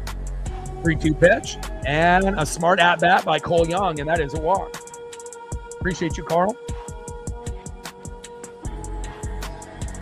Now we got runners at first and second with 2 outs. And let's see if Randy Arozarena can get the job done that we know that Victor Robles can as a leadoff hitter. And it sounds like Victor is ahead of schedule instead of being, ready around the first week of September. There's a chance that we might be able to get him at like the last week of this month, maybe even sooner. He's going to obviously start some of those rehab starts, in the, Tacoma Rainiers and, just seeing how he feels and whatnot. But I can't wait to get Victor Robles back on this team. He's one of my favorites on the team, always has good vibes. Him and Gino are going to blend beautifully with this team, and you're definitely going to be seeing a lot of smiles, except for probably from Josh Naylor, who's a little bit more serious. But as long as he's playing well, it doesn't matter. 1-0 pitch. Takes a strike looking high and away. 1 ball and 1 strike from Alexander to Arozarena. 1-1 pitch. Takes a strike looking high and away. 1 ball and 2 strikes to Randy Arozarena. Come on, Randy. Find a way. We don't even need you to homer here. Just get a single. Get on base. Alexander on the mound. Arozarena in the box. And we know Randy can get singles and doubles as well as home runs. And we'll take anything, all of the above. Come on, Randy. A walk in the second and a run. 22 home runs for Randy Arozarena. And again, this is the deepest team that we've had since 2001. 1-2 pitch. Fouled off low and away. 1 ball and 2 strikes with a runner at first and second and 2 outs. And the scary thing is that we got Cade Anderson, waiting in the wings, and Durangelo and, Colt Emerson and Lazaro Montes. Like, we have so many good players in the farm. It's going to be so exciting to see when we put it all together. We're definitely going to be one of the best teams in baseball once we have all of those guys up with, obviously the mix and blend of, veterans and obviously rookie. 1-2 pitch, fouled off right down the middle.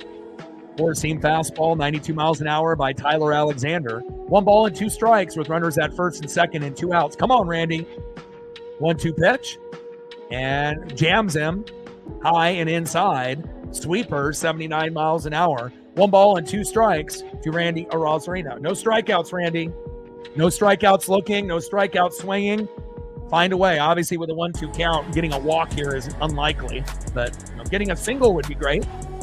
Obviously, RBI single, RBI double would be fantastic, and 3-run blast would be beautiful. 1-2 pitch, high and away. 2 balls and 2 strikes from Alexander to Arozarena. Come on, Randy. Grind this at-bat out, baby.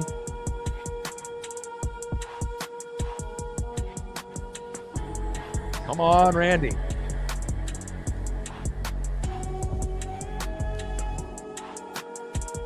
Bottom of the third, 7-2 Mariner lead. Runners at first and second with 2 outs. Global broadcast on MLB Network. Alexander on the mound, Arozarena in the box. Come on, Randy. Grind it out, baby.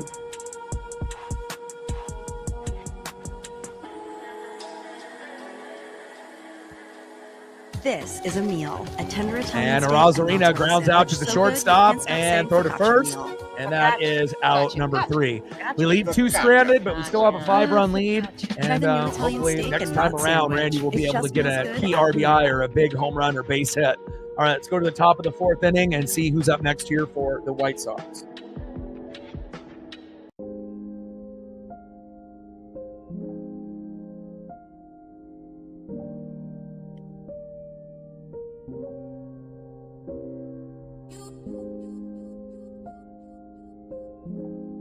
Next up for the White Sox, 0 for 1 with a K, catcher Kyle Teal. Batting second, right fielder Michael A. Taylor. And batting third baseman Brooks Baldwin. Trident's up, let's go M's.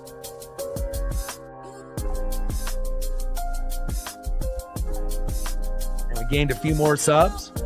2 more after the 6 that we've gained. 13 to go. We've gained 8 subs here in the stream alone. Shout out to all the new subs. Now we only need 13 to go to hit 21,300. Appreciate every single person that subbed here today.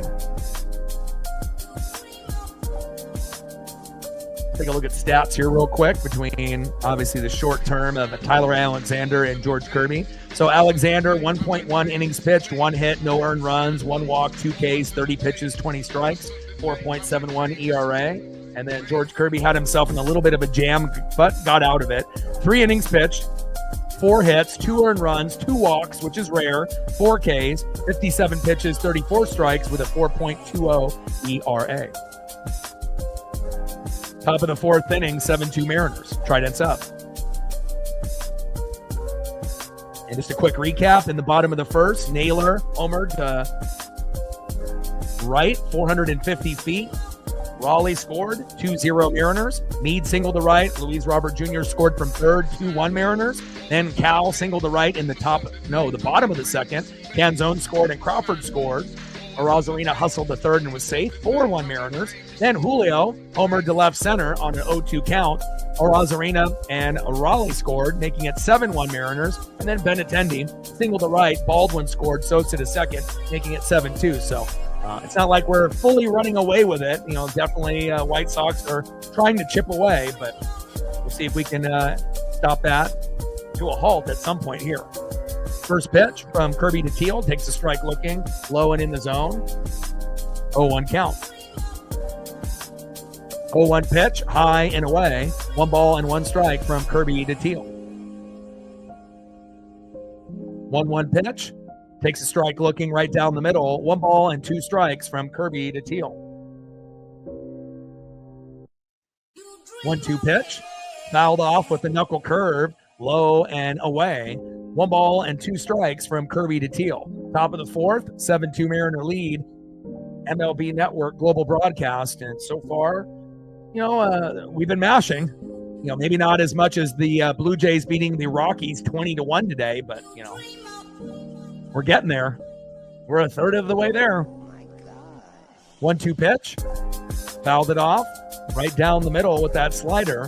1 ball and 2 strikes from Kirby to Teal.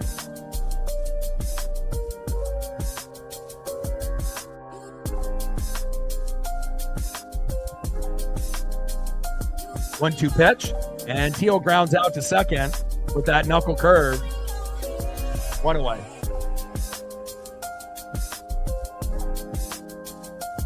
Next up is right fielder Michael Taylor.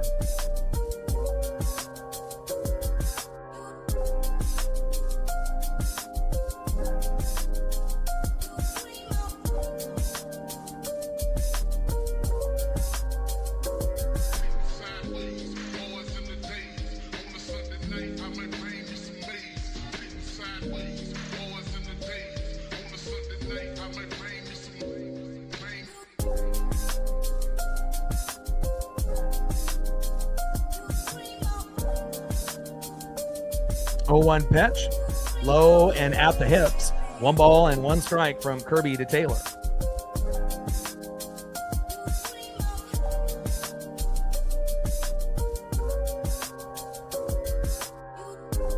One pitch, big swing and a miss, high and away. 1 ball and 2 strikes with nobody on and 1 out.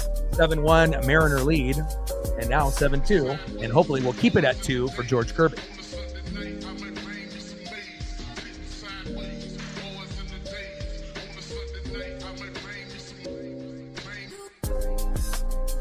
Gained another sub, 12 to go to be able to hit 21,300. 1-2 pitch, big swing and a miss by Michael A. Taylor, and down he goes, 2 away. Nice job by George Kirby bringing that electricity, baby. Let's go. Next up for the White Sox, third baseman Brooks Baldwin, 1 for 1 with a run.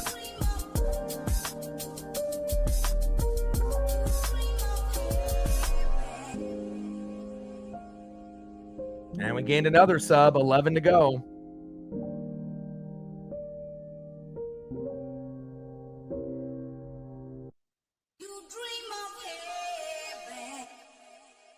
First pitch from Kirby to Baldwin. Takes a strike swinging high and inside, 0-1 count.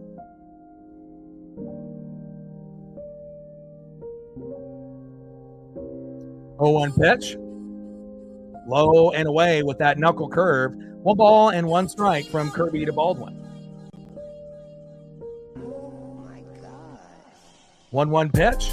High and inside. Tries to jam the hitter with that four-seam fastball, but Baldwin does not bite. 2 balls and 1 strike from Kirby to Baldwin. 2-1 pitch. Big swing and a miss. 2 balls and 2 strikes from Kirby to Baldwin. Top of the 4th, 7-2 Mariner lead on a global broadcast here on MLB Network. We've had a few people reach out, through email and through the chat, to try to assist with YouTube Shorts, but I don't have, the extra funds to pay someone to do that for me. Obviously, if we end up getting better support, that might be something I could consider, having someone join the team and help out with, shorts and, being able to, put it on, X and Instagram and other locations to get more subs and possible more views. But again, I have to be able to get supported to be able to do that. And if I'm not getting supported enough, I'm not going to be able to go to that avenue. So, but maybe one day, if support gets better with donations and whatnot, maybe that'll be something that I'll be able to reach out to the, candidates that have been reaching out to do that for me. And, but at this point, I don't have any extra funds set away to be able to take care of someone to do that for me. PFL World Tournament Finals continue. And that is out number 3. And 3 titles are on the line. Human highlight reel Alfie Davis takes on 2024 PFL World Champion Gonzi Rabadano.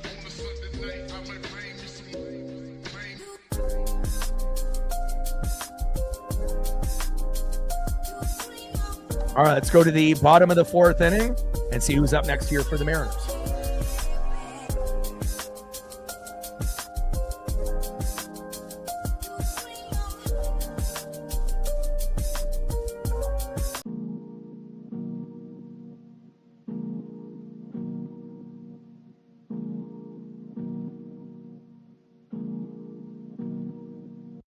Next up for the Mariners, 1 for 1 with 2 runs, 2 RBIs, and a base on ball. Big dumper, Cal Raleigh. Batting second, 1 for 2 with a run, 3 RBIs, and a big home run. Tridents up, Julio Rodriguez. And batting third, the guy that got the party started, 1 for 1 with a run, 2 RBIs, and a home run himself, first baseman Josh Naylor. Tridents up, let's go M's.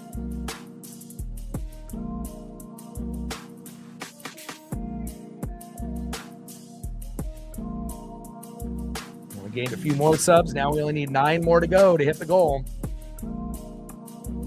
1 of 3 goals today. 9 subs to go to get to 21,300. We're still looking for our first dono on our dono train, and we should be getting pretty close to that 100 number here shortly. Tridents up. Let's go M's.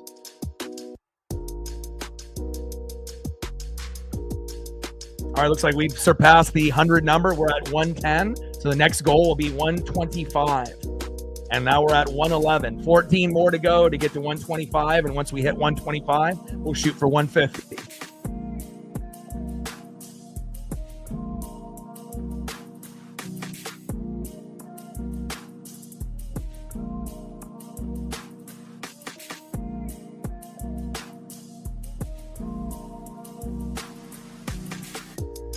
First pitch from Alexander to big dumper. Fouls it off high and inside, 0-1 count.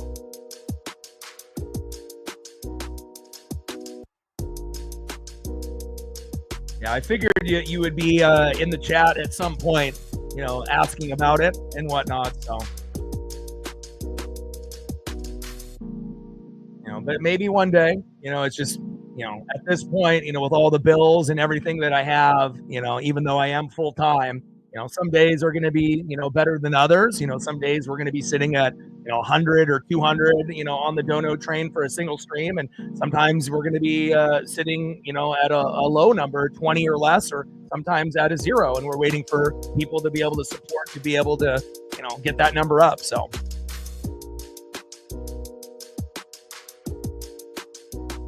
0-1 pitch. Takes a strike looking right down the middle.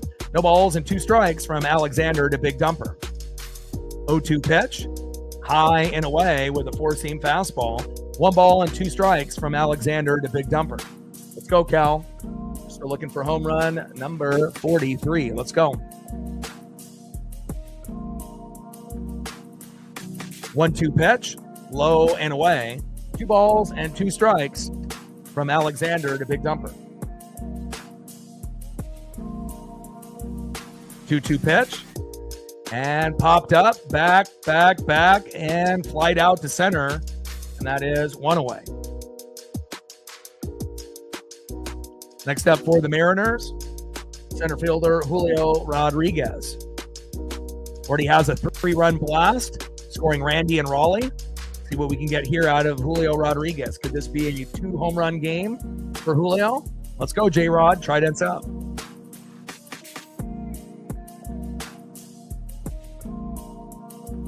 Alec in the building. What's good? First pitch from Alexander to Julio Rodriguez. Takes a strike looking. Low and away. 0-1 count.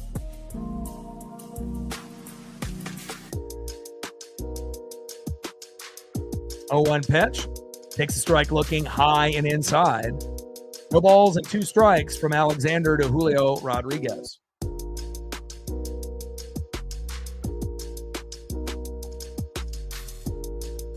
There we go. Kevin's getting it started. He understands. And sometimes we'll end up being at 20, 50, 100 even before the stream starts. And sometimes you got to wait a little bit. But hopefully after Kevin started the dono train, we'll get a few of y'all to be able to match and continue. Appreciate you, Kevin. Stacks.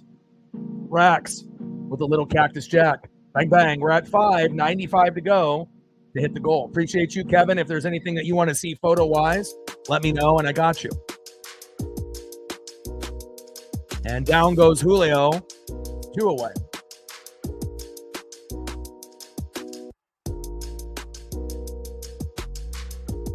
Next up is first baseman Josh Naylor. 1 for 1 with a run and 2 RBIs. Already has a big 2-run blast in the first inning, scoring Cal Raleigh on a 4-pitch walk from the previous batter. And again, it just feels like things have been so different from adding Naylor and Gino. We were a good team before, but adding those 2 guys, we're World Series contenders now. Appreciate you, Kevin. Donos are, it's like a snowball too. Once you get one, it typically leads to another and another. But usually you want to kind of get started early in the matchup within the first couple innings, if you can, and then that way you can kind of build throughout the whole stream. But if you don't get your first one until like halfway through, it's kind of hard to be able to hit the goal unless you have someone show that love and appreciation and hit you with something big, a 20, a 50, or a hundo. So, and we still got plenty of time to be able to have that happen. 1-0 pitch in play, popped up and left field, and that is the end of the 4th inning.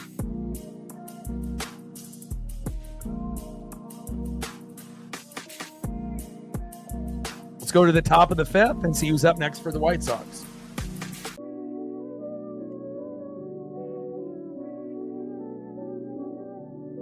Next up for the White Sox, 0 for 2 with a K, DHing Mike Tauchman. Batting second, 0 for 1 with a base on ball, second baseman Lennon Sosa.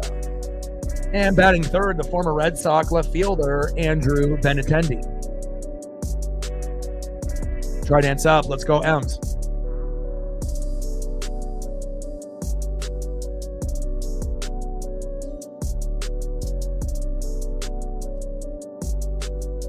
Realistically, for the Hawks, I would be shocked if they make the playoffs. It's kind of a rebuilding year. Gino's better than Sam Darnold, and you don't have DK, you don't have Lockett, so again, we'll see how the offensive line does. We'll look at the defense. Obviously this is a kind of a new beginning. So I would assume, unless there's major injuries to the Rams and the Niners, I would assume the Hawks will finish in 3rd. I don't think they'll finish in 4th, but it is possible if the Cardinals play better than them this year. But, Kyler is kind of streaky, so you don't really know what you're going to get out of him since he's so dedicated to Call of Duty. He might be, kind of good in the beginning of the year and then kind of fading late and whatnot. But I would assume that the Rams would be the best team in the division, Niners 2, Seahawks 3. So unless there's major injuries to the Rams and the Niners, and then they can overachieve. But if I had to take a guess, I would assume somewhere between 7 and 9 wins, is where the Hawks are kind of slated, and obviously if there was major injuries to the Niners and Rams, I think that in that scenario, the maximum amount of wins the Hawks could get this year, in my opinion, if everything went right and they didn't have any major injuries, and then the Niners and Rams and the Cardinals all got injured with all their stars, I think 10 wins would be the most that they could get, and that's like in a perfect world. But realistically, I think 7 to 9 wins and probably finishing in third place is realistic for this kind of transitional year for the Hawks. And I feel like a lot of the fan base is going to be saying in a few weeks, oh man, I wish we had Geno still. Oh, I wish we had DK. I wish we still had Lockett. And again, there's still some players there that can make plays, but that's just my honest opinion. Now let's get some Cal Raleigh here for Kevin. Appreciate you, Kevin. It's all about the big dumper, baby.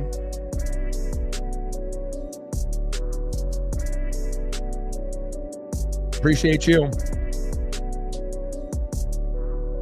First pitch to Talkman is fouled off. 0-1 count.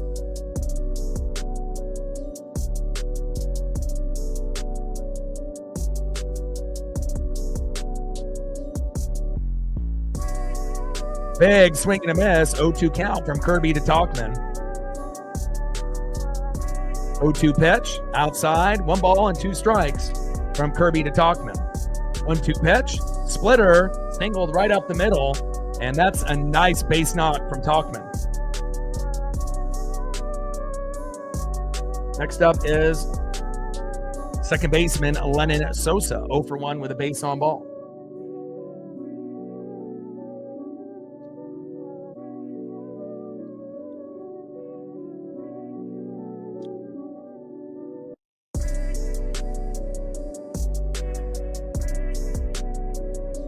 Yeah, but if you're looking at roster, obviously the Niners have dominated the division, but, they've lost a few pieces on offense and defense. So, Talanoa Hufanga, Debo, and a few others. So, and we don't really know if McCaffrey will be healthy or not, and hopefully he will be.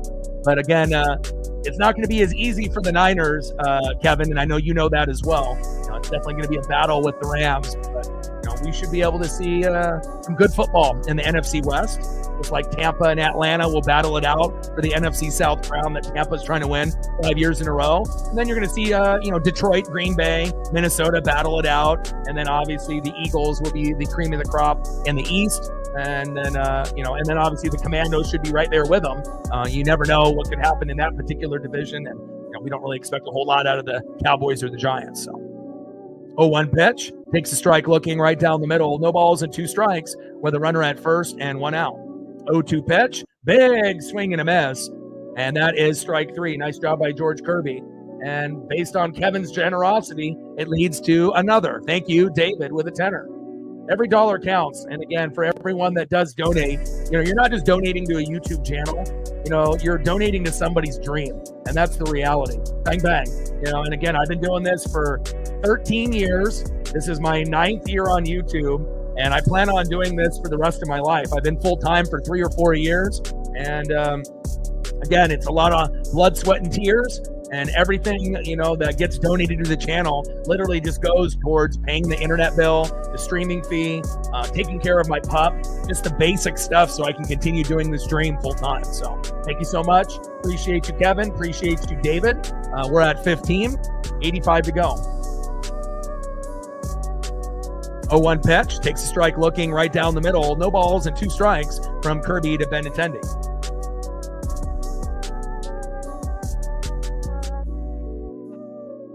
Michael, there's a 0% chance the Hawks are going to win. Zero.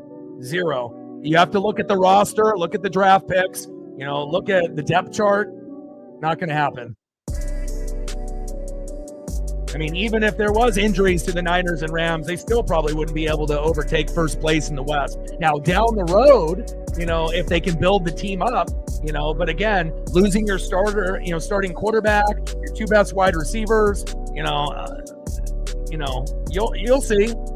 And again, I follow the NFL just as closely as I follow the MLB. And, again, I'm not going to be right about everything 100%. But one thing I can say with confidence, the Hawks have a 0% chance of winning the division this year. 0.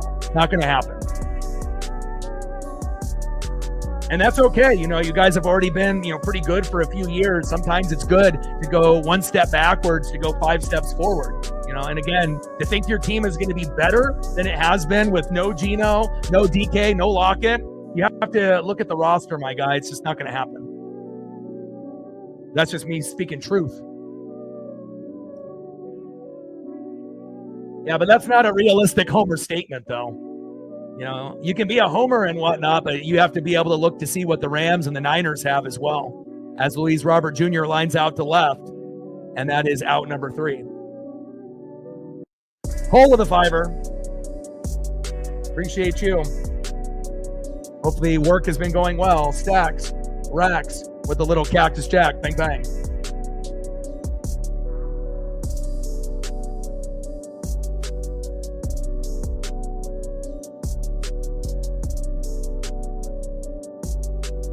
Yeah, but the main difference, though, if you're looking at, the Niners and the Hawks, even though the Niners had injuries and they lost a lot of pieces, they have more stability in that organization, and again, they have, a better GM, they have a better head coach, even though we know Shanahan can't really get the team over the top. It's like they can go to the NFC Championship, they can go to the Super Bowl, and they just can't get over that hump. But that doesn't mean that Shanahan doesn't know how to call plays and run a football team.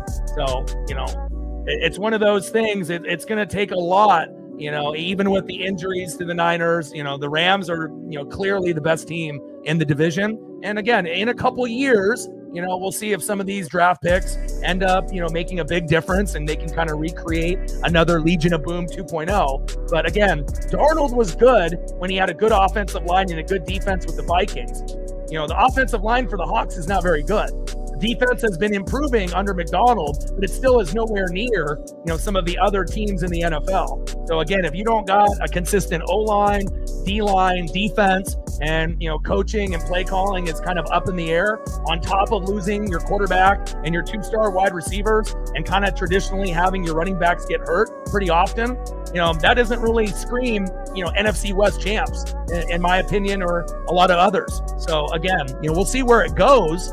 But I said, don't be shocked, if they end up finishing in 3rd. I don't think they're bad enough to finish in 4th, behind the Cardinals. But, it's going to take a few years to figure it out. And you guys will be, mentioning when you watch games, screaming at the TV after seeing Darnold throw a pick 6. Oh, man, I wish Gino was here. And again, even though there's a lot of Hawks fans that didn't really like Gino or appreciate him, you're going to appreciate the hell out of him, now after what you see with this team this year.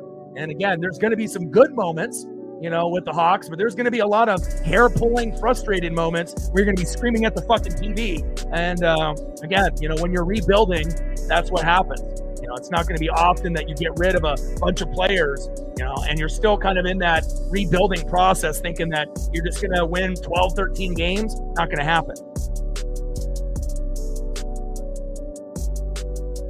Yeah, and Gino didn't suck. If you actually looked at the stats and the analytics, which I highly doubt you do, if you're just watching and doing an eye test, that's one thing, but you have to actually look at the stats. And a lot of the issues wasn't even really Gino, it was the offensive line and the defense. Facts. 1-2 pitch, and Gino flies out to center, and that is 2 away. I wish, 1 away.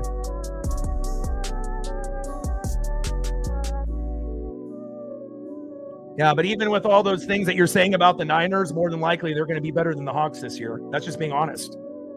Sometimes people are biased, and that's fine if you're going to be biased, for your team. But, everyone thinking that the Niners are washed and it's game over, for them, they still have, more talent player for player on the roster with the coaching staff, that is disciplined.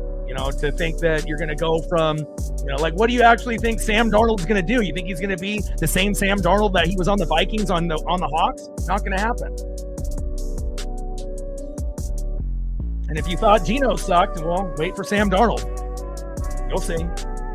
First pitch from Alexander to Polo, takes a strike swinging low and in the zone, 0-1 count.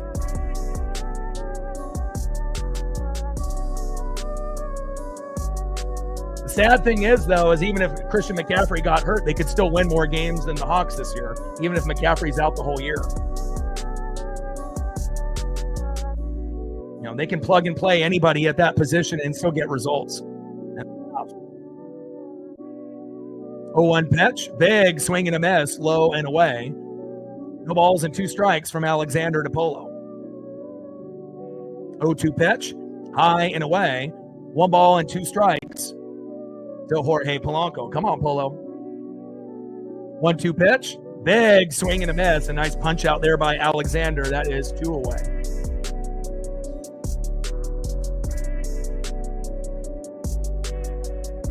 Next up is Dominic Canzone. Bottom of the 5th, 7-2 Mariner lead.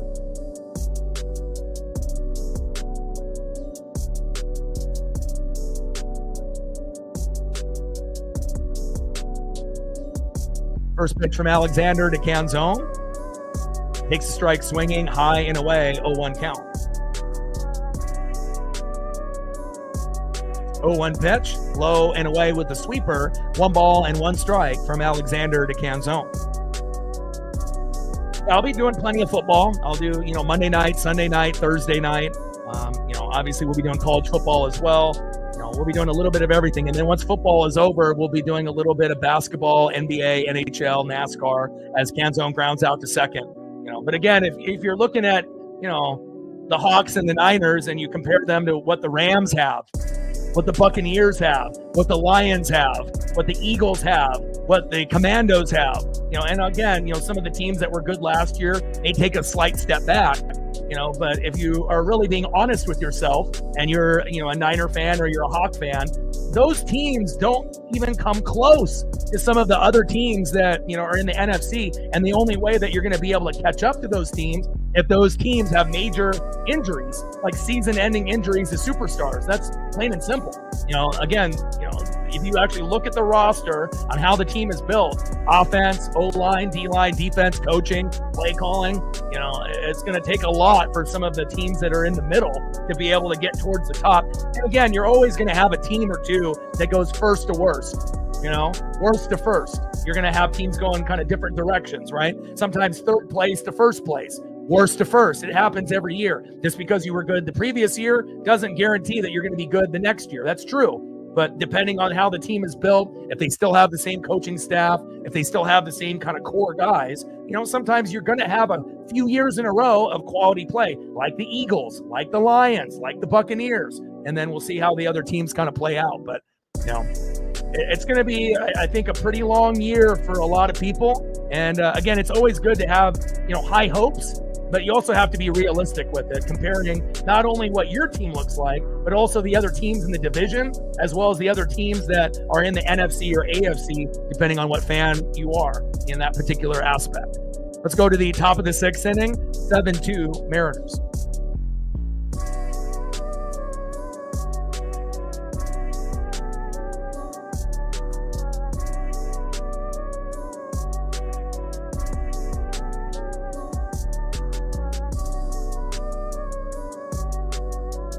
Go to the top of the 6th, leading off shortstop Colson Montgomery. Batting second, first baseman Curtis Mead. And batting third, catcher Kyle Teal.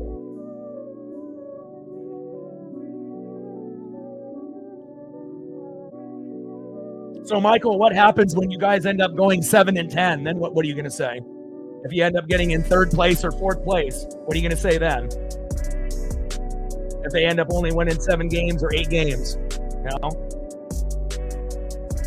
It's one thing to be a fan, but you have to be realistic too. And it definitely, you can tell with people if they watch only their team or if you're actually watching all the teams. But don't be surprised if it ends up being a long year. And it's not like you guys have the depth to have injuries. If you guys end up having a couple injuries on the O-line or in the skill positions or on the defense, it's not like you guys have this incredible depth, with guys behind you. The draft was great. I'll give you that. But, there's going to be some growing pains in 2025.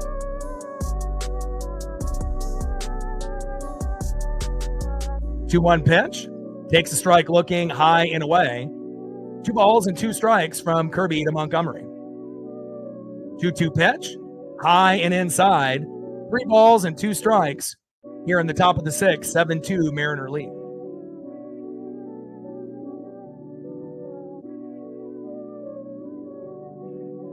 Three-two pitch, fouled off high and away. And again, it doesn't really matter if it's my team or another team. I call it right down the middle. And I'm not going to be right 100% of the time, but again, I don't think very many people read or watch film, as much as me, with not having any type of bias. I just kind of call it how I see it, regardless if it's someone from the Pacific Northwest or, someone very far from us. Talent is talent, period. 3-2 pitch, and Montgomery strikes out looking. There we go, baby. Nice job by George Kirby, 1 away.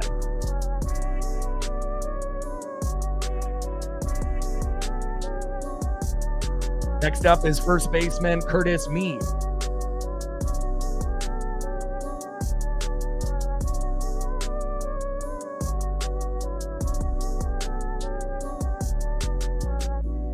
First pitch from Kirby to Mead. Fouls it off high and away, 0-1 count. But also you have to remember, just because you're a fan of a team doesn't mean that you see the same things as someone else. Someone can be a fan of a team for 20, 30, 40 years, but that doesn't mean that they see everything. 0-1 pitch, takes a strike looking right down the middle. No balls and 2 strikes from Kirby to Mead.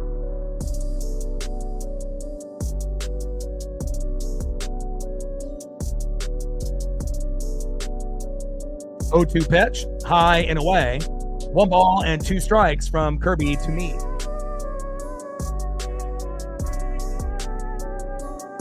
Yeah. The thing is, though, when people have, a bias and they're a homer for a team, it shows, based on what you say, and it's cool to have hope and expectations that are better than expected, but are you comparing it just based on previous Hawk teams, or are you comparing it based on every other team? And I highly doubt you've gone through every single roster top to bottom to be able to really compare, how the team stacks up to everyone else, and that's the difference. There's going to be some of us, that are fanatics, and it's one thing to be a fan of the Hawks, right? But you also have to be real on, how things are sitting based on how they were, when you guys had the Legion of Boom and you guys were a Super Bowl contender, and you look at the team now. I mean, does it really feel like you're close to anything that you had when you were good? And that's the question that you should ask. 2-2 pitch, and Mead strikes out swinging. There we go, 2 away. I mean, otherwise, you're going to have a lot of fucking pain and heartache thinking you're going to win 10 to 12 games, and then you end up winning 7. It's going to be a slap in the face. But again, that's the reality. Some people are going to be able to do a little bit more work on that end. Top of the 6th, 7-2 Mariner lead. Teal in the box, Kirby on the mound.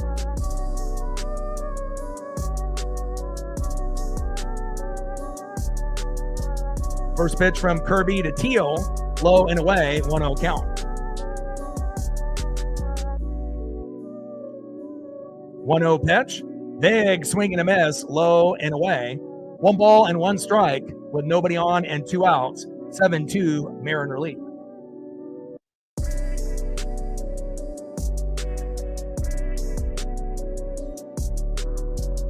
Yeah. Also, too, if you end up, hating other teams in the division, you're not going to be able to have realistic, clear expectations.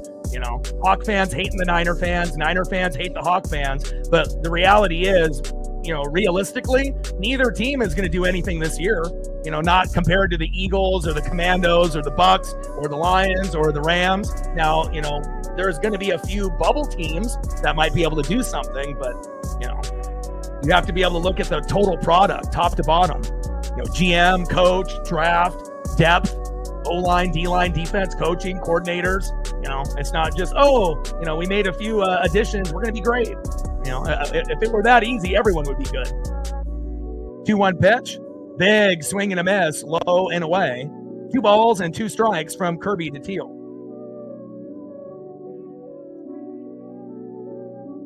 Two pitch, and Teal grounds out to third, throw to first, and that is out number 3.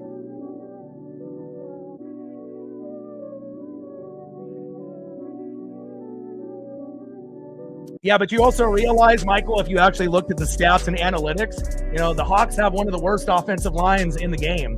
If you got it's like if you got 32 teams and you've been ranked, 30, 31, 32, the last 3, 4, 5 years, yeah, you got some names that you like, but are they actually good? And again, a lot of the problems of people talking shit, about Geno, it wasn't his fault. If your fucking offensive line is ranked 30th, 31st, or 32nd, how do you expect, your quarterback to be able to make the plays?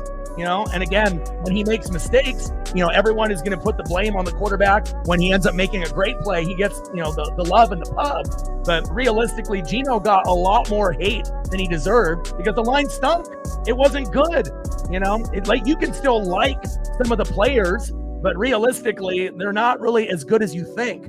If you compare it to everyone else and actually look at the stats and the analytics, stats don't lie. Just saying. It's going to take a while for them to be able to build shit up. And again, they haven't really had a good track record on picking offensive linemen. If they were smart, when they had the Legion of Boom, they would have been able to keep drafting good offensive linemen. But again, just because you draft an offensive lineman doesn't mean it's going to work out. It all depends on who the evaluators are. And there's going to be certain teams that have better evaluators of talent in college than others. So you might be able to draft a guy that fits your scheme, but that doesn't mean they're going to stay injury free or actually play up to their potential. You got guys that are names, but again, if you got the 30th, 31st, 32nd offensive line, what do you really expect to happen? You're not going to get the full potential out of your running backs, your quarterback, or your skill position players at wide receiver or tight end if the quarterback doesn't have time to go to the second or third read. He's getting sacked. He's making mistakes, right? And again, if you were mad about Geno, I can only imagine what Hawk fans are going to say about Sam Darnold. And don't be surprised if he ends up getting benched at some point this year. I think that's a pretty strong possibility. And that's just being honest, but sometimes people can't take the honesty. Bottom of the 6th, 7-2 Mariners. Next up is J.P. Crawford. First pitch from Alexander to J.P. High and away, 1-0 count.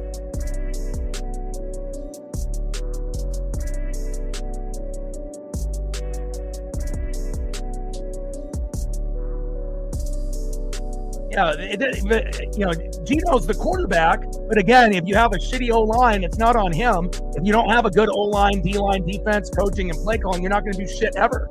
You got to be able to have time to go through your progression. Like imagine if Geno ended up having a top 5 line. Just that one position group alone. How many more wins do you get being 30th or being 5th? There's a lot more wins involved when the offensive line is doing their job and you have elite players there, as well as elite coaches coaching those guys up. 2-0 pitch. Fouls it off right down the middle. 2 balls and 1 strike from Alexander to JP. Oh, for fantasy? Man, that's tough. I mean, it really just depends on, your feeling, on who you want to go for. Who do you trust? Injuries are always going to be, a killer, especially if you ended up picking like McCaffrey last year and whatnot. And a lot of guys have not been able to stay healthy. The NFL is a brutal game. It's a man's game. I'm not sure if there's one individual that you could say, yep, this is overall everyone's number 1 pick. It's kind of personal preference and whatnot. 3-1 pitch. Takes a strike looking right down the middle. Count now is full. 3 balls and 2 strikes from Alexander to JP.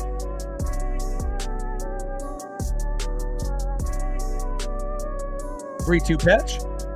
And flied out to center, and that is 1 away. And it also kind of depends on the strategy that you want to go. If you want to go, running back, or wide receiver first. Obviously you typically don't take a quarterback in the first round, but there's always usually someone that does. But everyone's got their own technique on, fantasy drafting. Bottom of the 6th with 1 out, 7-2 Mariner lead. Alexander on the mound, Cole Young in the box. First pitch from Alexander to Cole Young. Fouls it off, low and away, 0-1 count. Let's go, Cole.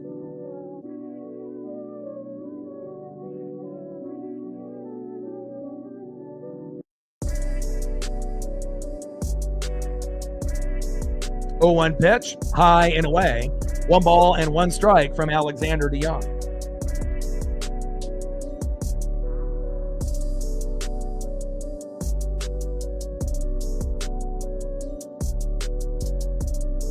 1-2 pitch, fouled off low and away. 1 ball and 2 strikes from Alexander DeYoung.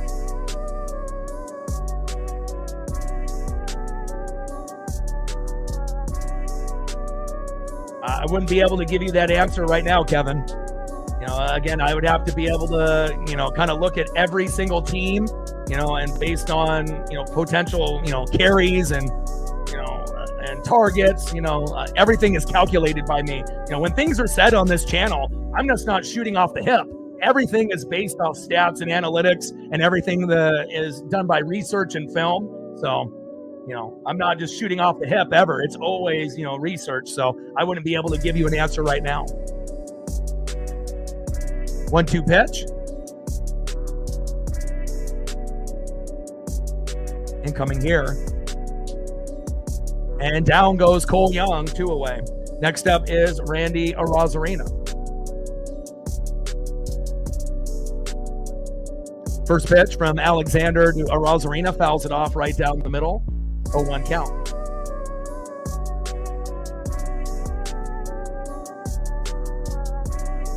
Oh, 0-1 pitch, high and away. 1 ball and 1 strike from Alexander to Arozarena. And we've kind of hit a point in this particular matchup where we had a bunch of those hits and runs early, and we've been coasting kind of the last few innings here for the White Sox and the Mariners. But hopefully Seattle can get at least a few more runs, especially we've been stuck at 7 for quite some time. 1-1 pitch, low and away. 2 balls and 1 strike from Alexander to Arozarena.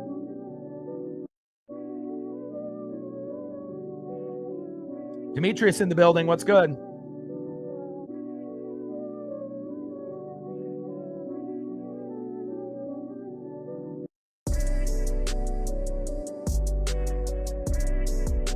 Yeah. Michael, it's easy to say that, though, when the offensive line is not good and, somebody's running for their life every single play. Again, you could put, Patrick Mahomes or anybody, that's a solid quarterback with a bottom 2 line, and they're not going to produce the same way. And that doesn't mean that they don't have any heart. Again, it all depends on if you're running for your life. And again, if you don't have a couple seconds in the box to be able to, survey what's going on around you, no one's going to be successful if you got, the second worst line in the NFL. Like, how do you expect anybody to make plays? I mean, even if you ended up having, Josh Allen or Mahomes or, Jaden Daniels, it's not like they're going to be able to put up, the same type of numbers with a decent O-line, there. So, I'm not really sure about this whole lack of arm talent and heart. So again, when you end up watching Darnold and your wide receivers that you have now, right, with no Geno, no DK, no Lockett, and if you guys end up going 7-10 and it's horrible and you hate your life, well, you guys are the ones that picked those guys, obviously, over the ones that you already had. And again, I guarantee there is going to be a moment where you're going to be happy and things are going to be going great, but there's going to also be a moment where you're going to be like, damn, this is not going the way that I thought. And again, all it will take is a few bad games in a row, a few pick sixes, and you're going to be thinking, damn, this team is not what I thought it was. But again, it takes time, to build a playoff contender. It takes time to build a Super Bowl contender. You're not going to be able to do it fucking overnight. It's going to take time. And even with that being said, it's not like you guys have had the greatest evaluators with Schneider and Carroll when they were there. They didn't really know how to evaluate the talent. Now, it seems like McDonald knows how to be able to draft defensive players, and they focused on the O-line this last year, which is good. But that is something that they should have already been doing the last 10 or 15 years. And that's the reason why they've been scaling back instead of going forward. So it's like you can pick the right position to draft, but that doesn't mean that guy's going to pan out. And again, the evaluators, for the Hawks, especially O-line, haven't really been the greatest. They definitely have skipped on a few guys. Like, they could have drafted Creed Humphrey and they passed, and that could have been their center for the future for many, many years. And you might like Cross and Lucas, but again, until you see consistency, you're not going to get what you want. I'm saying. First pitch from Bizzardo to Taylor, low and away, 1-0 count.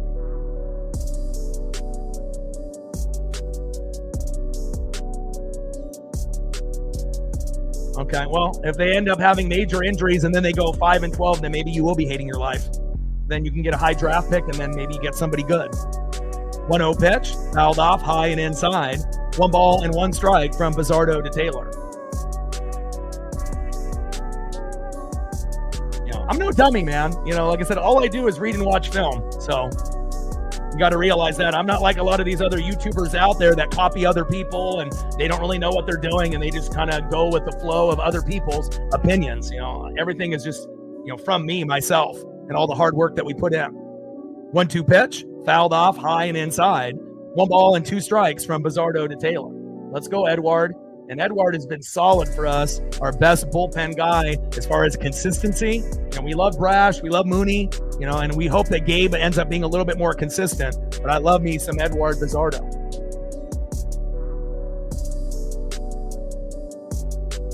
1-2 pitch, low and away. 2 balls and 2 strikes from Bizzardo to Taylor.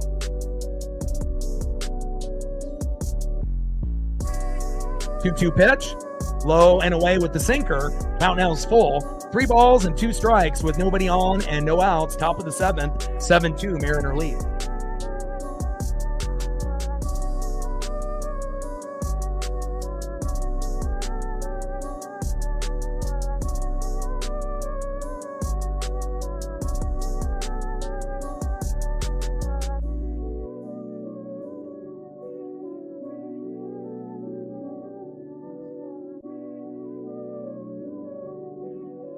Three-two pitch, and Taylor with a beautiful double to center. Nice job by Michael A. Taylor there. All right, come on, Bizzardo, settle in. Not ideal giving up a double in your first at bat. Next up is Brooks Baldwin. Hopefully we can get a double play or a punch out in a double play. Come on, Edward.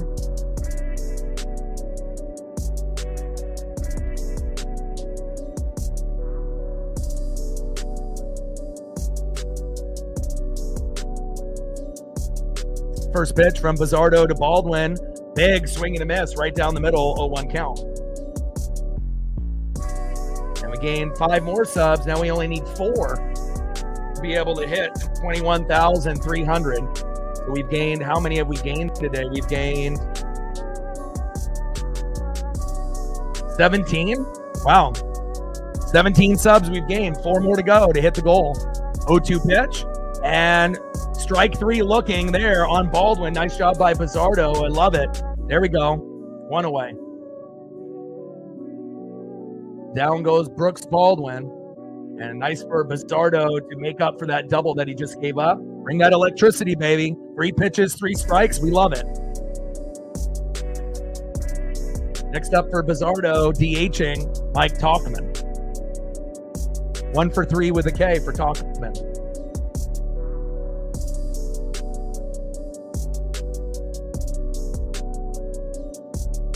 First pitch from Bizzardo to Talkman. Takes a strike looking high and away. 0-1 count.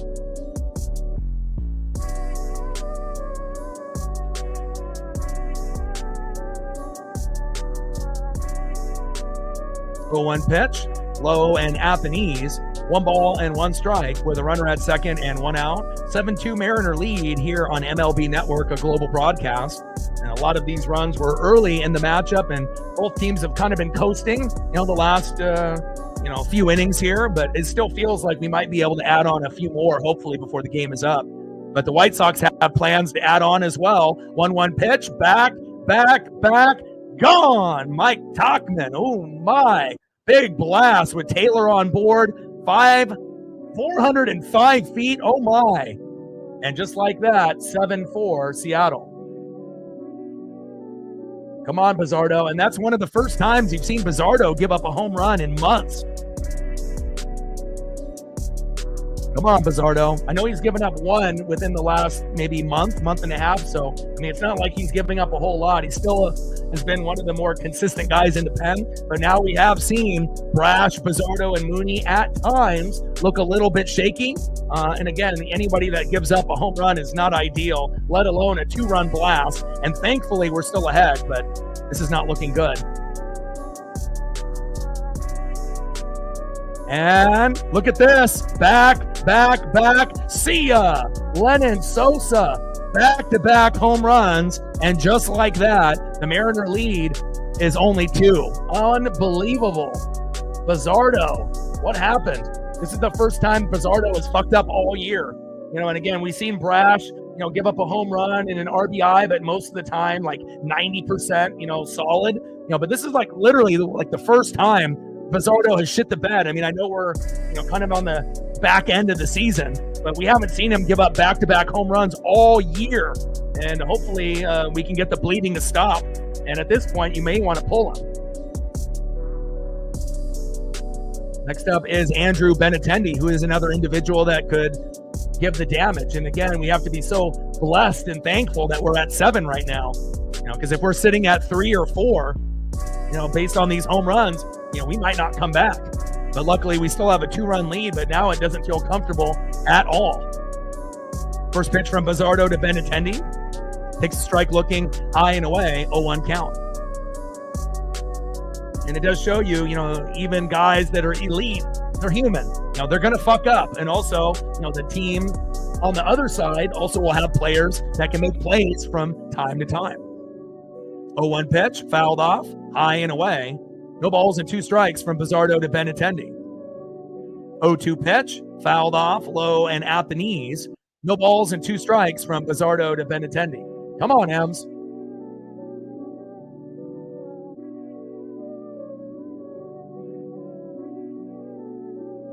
0-2 pitch, in play, and Benintendi grounds out to first. 2 away.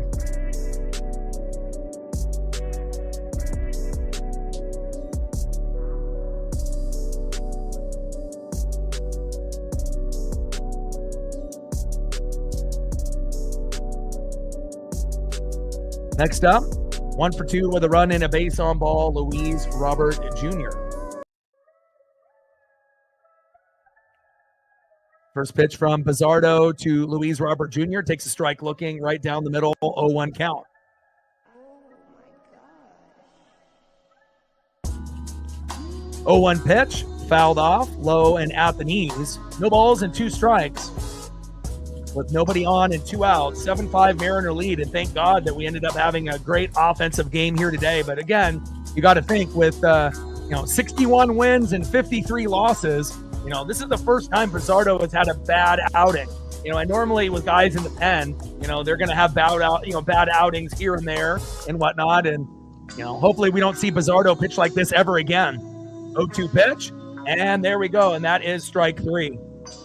But not after the White Sox, ended up making Bizzardo pay the price. And hopefully we'll be able to make up a little bit of those home runs and we can extend our lead again. Brutal. Tauchman with Taylor on board, 2-run blast, and then Lennon Sosa with a solo dinger after. And thankfully that Lennon Sosa dinger wasn't a 2-run blast as well. Otherwise it would be 7-6, and we definitely would be nervous, with the matchup. With only a couple innings to go, but let's see who we have in the lineup, if we can, mash a little bit and see if we can get to 10. Next up for the Mariners, 1 for 2 with 2 runs, 2 RBIs, and a base on ball, big dumper, Cal Rollins. Batting second, 1 for 3 with a run, 3 RBIs, and a K. Big home run for Julio Rodriguez, Trident's up. And batting third, 1 for 2 with a run, 2 RBIs, and a home run, Josh Naylor. So we definitely have the guys to be able to do it, and hopefully we'll be able to find a way. Wilson is coming in to relieve Alexander, and hopefully we'll be able to have a meltdown of our own.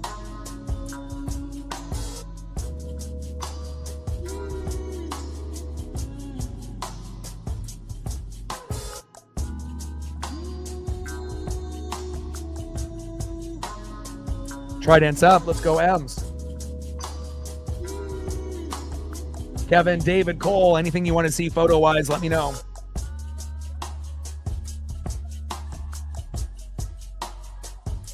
See if I can grab a couple extra cows here for Kevin.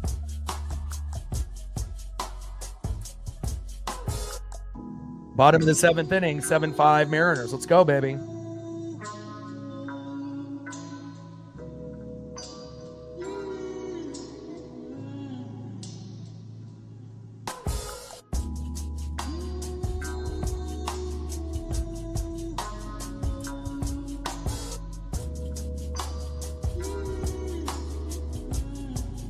Let's go.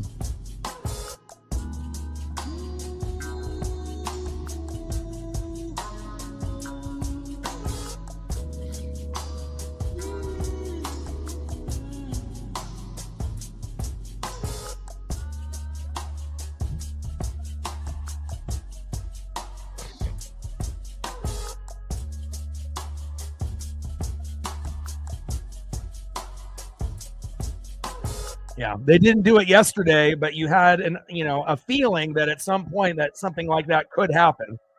First pitch to Cal Raleigh and blasted into left, but is lined out, one away. Down goes Cal, one out. Next up is center fielder Julio Rodriguez.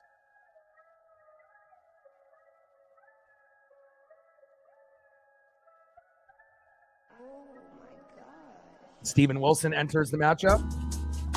First pitch from Steven Wilson to Julio Rodriguez. Takes a strike looking low and away. Paints the corner beautifully. 0-1 count.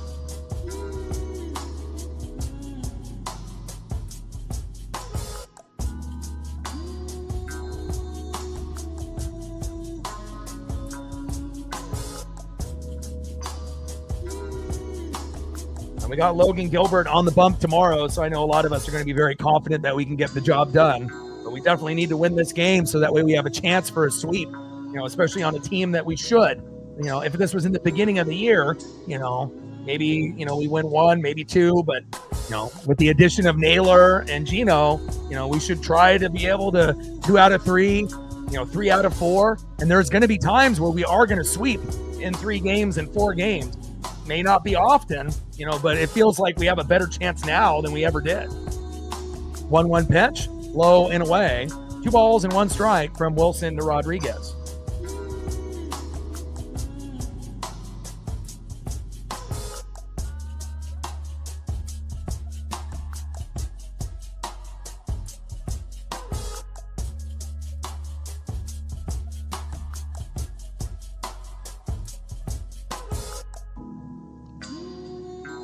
Three-1 pitch. Takes a strike looking right down the middle. 3 balls and 2 strikes from Steven Wilson to Julio Rodriguez.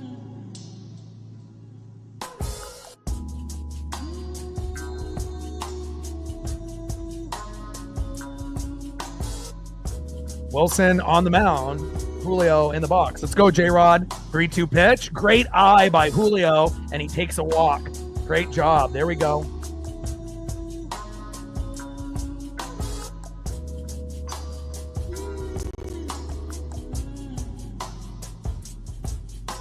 Next up, 1 for 2 with a run with 2 RBIs and a 2-run blast. First baseman Josh Naylor.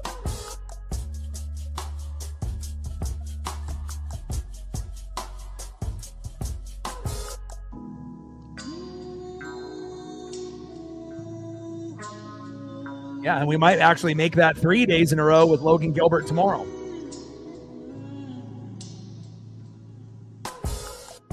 I just love this, blend of, people on this roster. Some of them are happy-go-lucky, like Gino and Victor Robles and Gino, Julio and Victor Robles. And then you're going to get some guys that are a little bit more serious, like Josh Naylor. And then you get the young rookies coming up, like Cole Young. Let's go. First pitch, the Naylor, and crushes it. Nice. Let's go, baby. Now we got runners on the corners at first and third with Gino up. And again, it took a few games for Naylor to kind of find his rhythm, but now he's stealing bags on the regular. He's getting singles all day and all night, right down the line. And he's even giving you big home runs, worth every penny. And hopefully this won't be just a rental for Naylor and Gino this year. Hopefully we can find a way to sign both of these guys, which may be very difficult, but if we were somehow able to, it definitely could catapult us into another stratosphere moving forward.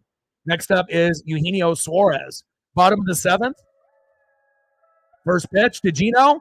And sac fly to center. Julio tagging from third and safe. 8-5 Mariners. There we go. Nice job by Eugenio Suarez. It may not have been a home run, but we'll take it, baby.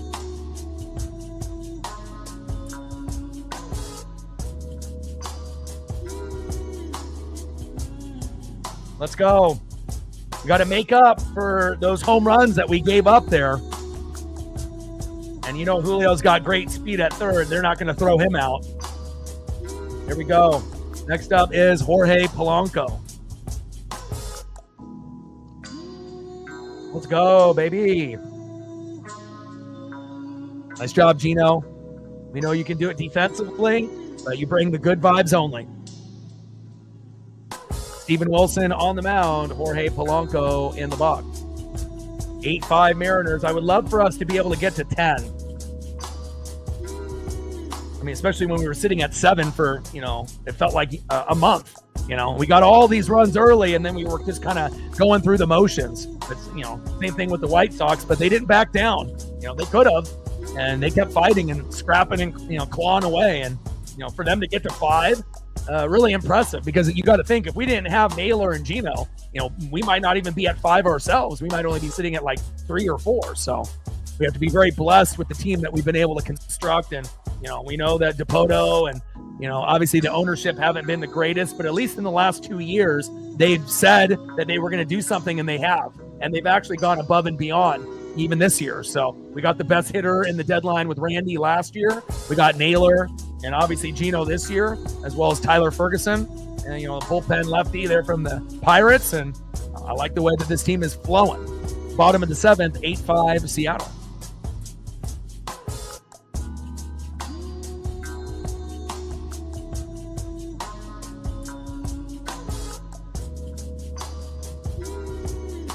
They drafted a lot of guys, and, hopefully those guys will stay healthy.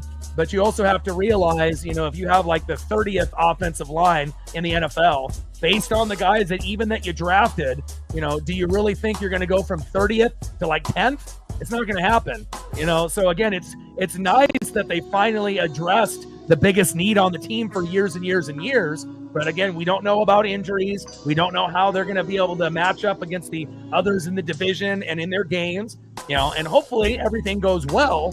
But again, you have to realize when you're sitting at the bottom, you're not going to be able to have one draft and go from the 30th offensive line to 10th, So we'll see where it goes. But again, you have to be able to temper, some of the expectations. First pitch from Isert to Polo, high and away, 1-0 count. They're going through pitchers left and right, the White Sox. 1-0 pitch, low and at the knees. 2 balls and no strikes from Isert to Polo, and hopefully Isert has a meltdown here. Let's go, Polo. Bottom of the 7th with a runner at first and 2 outs. But Steven Wilson didn't last very long.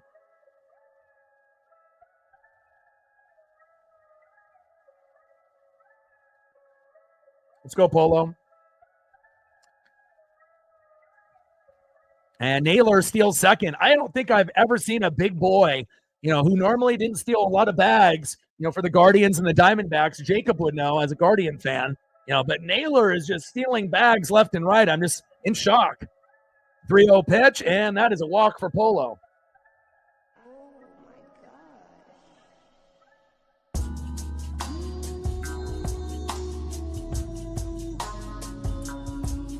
I mean, Naylor is stealing bags like he's Julio. I'm just in amazement. I'm in awe. Next up is right fielder Dominic Canzone. And Naylor's got some light feet for being kind of a big boy. I love the effort.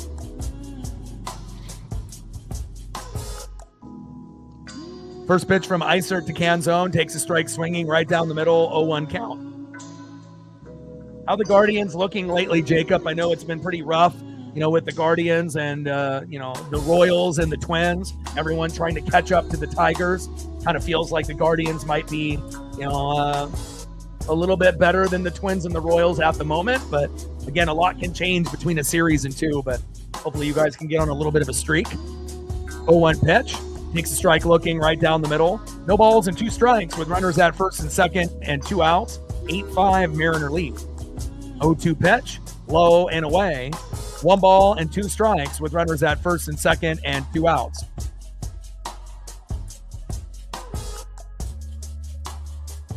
I love seeing Naylor, get these stolen bags. It's just crazy. Polo steals second and Naylor steals third. What am I watching? This is insane. 1-2 pitch, high and away. 2 balls and 2 strikes from Isert to Canzone. Like, what am I going to see? Naylor steal home? Like, this guy is crazy. I mean, I don't think when we signed him that this was going to be a part of his game that we were going to have. But I'm thrilled. And Canzone strikes out. on the 1-2 pitch for out number 3. We leave them stranded, but just the simple fact that we're stealing bags and, you're getting guys that, really don't look like a typical bag stealer, and nailer, and he's doing it every game, sometimes multiple times a game. Super impressed. All right, end of the 7th inning, 8-5 Mariners. And again, we still don't feel fully comfortable because we know the White Sox on any given moment can, get a home run or 2 like they did. But we'll see if we can slow them down just a little bit. Next up, 0 for 3 with 3 Ks. Shortstop, Colson Montgomery. Batting second, 1 for 3 with an RBI and a K, first baseman, Curtis Mead. And batting third, 0 for 3 with a K, catcher, Kyle Teal. Trident's up. Let's go, M's.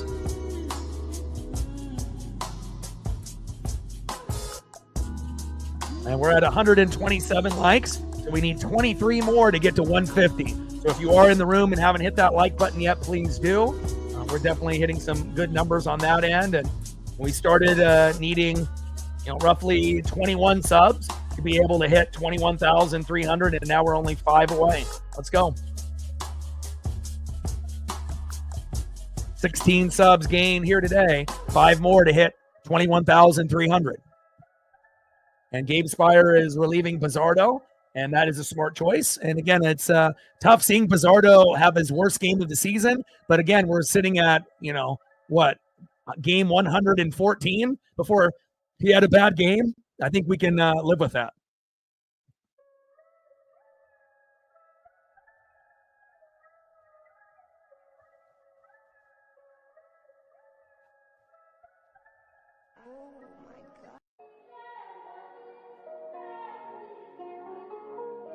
All right, Gabe, don't be giving up. Big hits, big RBIs, and big home runs. Don't play like Bizzardo. We need the good Gabe, not the bad, shaky Gabe. We need our Pat McAfee lookalike to do his job.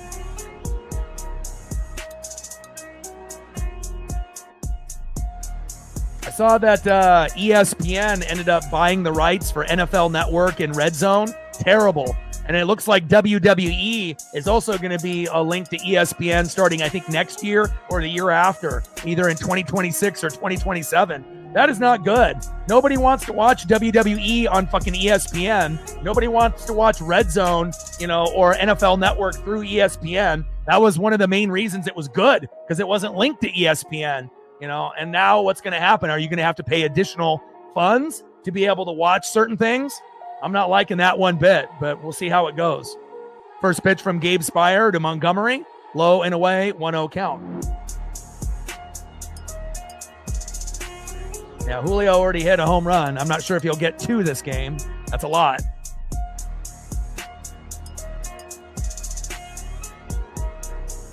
Spire on the mound.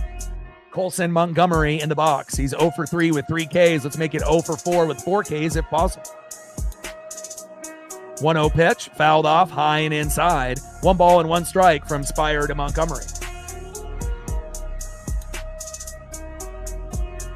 Gained a few more subs. Now we're only 3 away.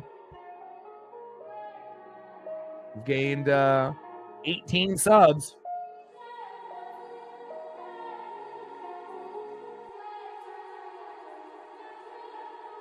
Two-one pitch, in play. And Montgomery fouls out to first, and that is 1 away. Shout out to all the new subs that we've been acquiring lately. Appreciate that very, very much. Next up for the White Sox, first baseman Curtis Mead. Top of the 8th, Mariners up by 3, but we're not confident fully. We know that the White Sox on any given inning could, get a rally, depending on how our bullpen looks. So.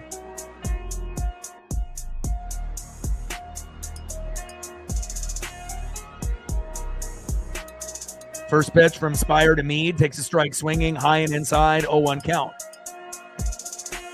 0-1 pitch, fouled off right down the middle. No balls and 2 strikes from Spire to Mead. Yeah, not only the political shit, but also, that type of, the type of shows that they bring out, with the arguing over things that are not relevant. I feel like that type of sports talk is dead. And there's a reason why so many people have been fired from FS1 and ESPN, like, even Pat McAfee show and Good Morning Football back in the day used to be the two best shows, but even those two shows aren't what they used to be. They may still be somewhat watchable, compared to all the other trash, shows that are out there, but you actually get better content on YouTube than you do on TV and in podcasts, and that's facts. 1-2 pitch, fouled off, high and inside. 1 ball and 2 strikes from Spire to Mead.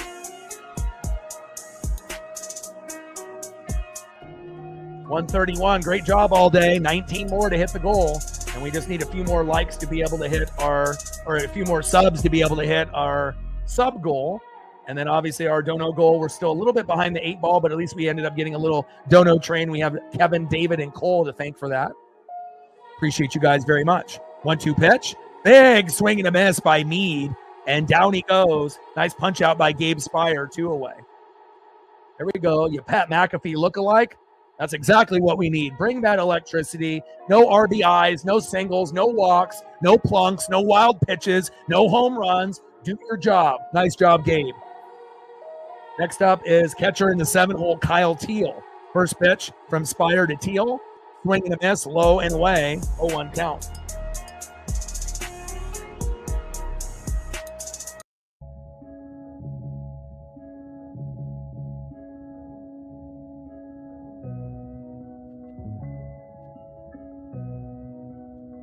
Oh, 1 pitch. Takes a strike looking high and away. No balls and 2 strikes from Spire to Teal. ESPN, when they had SportsCenter back in the day, when it was actually watchable and good, when like Stuart Scott was alive, is when they were the only ones that had highlights. So then everyone was tuning in. But now, things have changed in this social media era where, there's other locations where you can find, highlights and better commentators. And again, it's like they almost have fell out of touch of reality. It's like they're doing things that worked in their eyes 10, 20 years ago. And that doesn't mean that the same fan base or the same eyes are going to be watching that watched 10, 20 years ago. But they're oblivious. And then that is out number 3. There we go. Nice job by Gabe Spire by not giving up any home runs like Eduard Bizardo did. And let's go to the bottom of the 8th to see if we can add on 1 or 2 more runs here in the 8th or the 9th. I really want to see if we can get to 10 before this game is up. Let's see if we actually have the lineup to do it. Next up, 2 for 3 with a run in the 8-hole. Ice water in his veins, J.P. Crawford. Batting second, 0 for 2 with a base on ball and a K. We need a hit, Cole Young. And batting third, 0 for 3 with a run and a base on ball, Randy Arozarena. And this is your last chance for Cole and Randy not to have an 0 for 4 or an 0 for 3 type of day. And hopefully these guys will be able to get on base. And then it'll lead us to, obviously, Cal and Julio and Naylor. And, good things can happen with those 3. Trident's up. Let's go, M's. And we hit it, baby. We hit 21,321 subs gained. And now we're off to our next goal. 100 subs to go to 21,400. Shout out to all the 21 people that subbed in this stream alone. I appreciate you guys very, very much, no matter if you're watching from the United States or beyond. Appreciate you guys. And again, obviously, I got a lot of, goals, short-term and long-term. To be able to go from, obviously 21,000 to 22 to 23 to 24 to 25, and then eventually 50, and then 75,000. And then obviously the long-term goal is 100,000. And I know it may take, until the rest of my life, to get there unless we go like viral or the Mariners win the World Series and the Ducks win the Natty and we end up exploding, on the channel. But again, I really want to thank every single person that has liked, subbed, donated, commented, shared, anything positive linking to this stream. I appreciate you guys very much. All over the globe, you guys are the greatest. First pitch from Isert to JP. Takes a strike looking high and away, 0-1 count. Let's go, JP.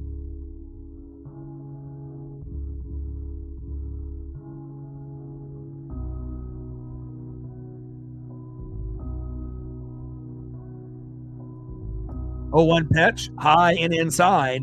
1 ball and 1 strike to J.P. Crawford. Let's go, baby. Give me that intensity, that energy, and that swag and aura. Let's go, J.P. Appreciate that, Jerry. I wouldn't be able to do it without people like you. Appreciate you very much. 1-1 pitch, fouled off, low and away. 1 ball and 2 strikes from Isert to Crawford.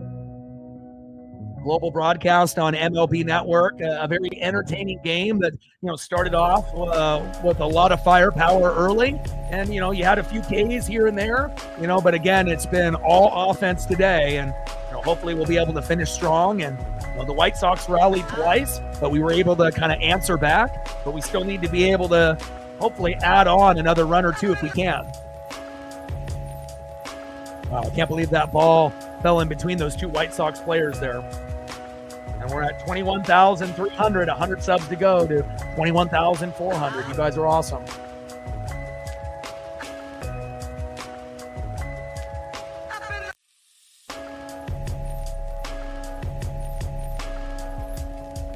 One-two pitch, and down goes JP, 1 away.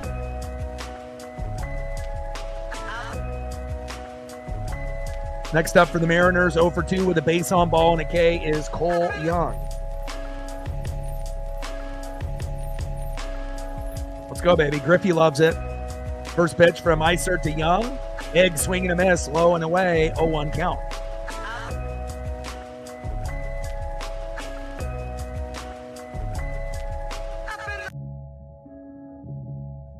Oh-1 pitch, low and away with a slider, 86 miles an hour by Isert.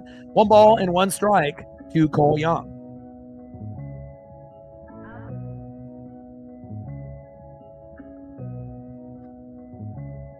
One pitch, low and away. 2 balls and 1 strike from Isert to Young.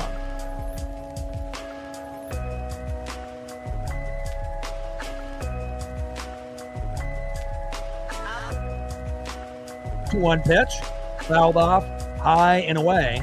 2 balls and 2 strikes to Cole Young. Come on, Cole. Let's go, baby. 80 to go to hit that Dono goal. 2-2 pitch, fouled off, high and away. 2 balls and 2 strikes from Isert to Young. Bottom of the 8th inning, 8-5 Mariner lead. Global broadcast here on MLB Network, and we've had a lot of firepower early, and then there was a little bit of a coasting period for a few innings there. White Sox have battled back twice, but every time that they've got a big RBI or a big home run, we've been able to answer back, thankfully. 2-2 pitch, and Young gets the single to center. My boy, I want to make sure that we get at least a hit, for every single guy, if possible. Anytime a guy's sitting 0 for 3 or 0 for 4 late, just being able to, grind out that last at-bat. Nice job by Cole. Next up, another guy that needs to grind out an at-bat, 0 for 3 with a run and a base on ball, Randy Arozarena. Let's go, Randy. First pitch from Isert to Arozarena, takes a strike looking right down the middle with the changeup. 84 miles an hour by Isert, 0-1 count.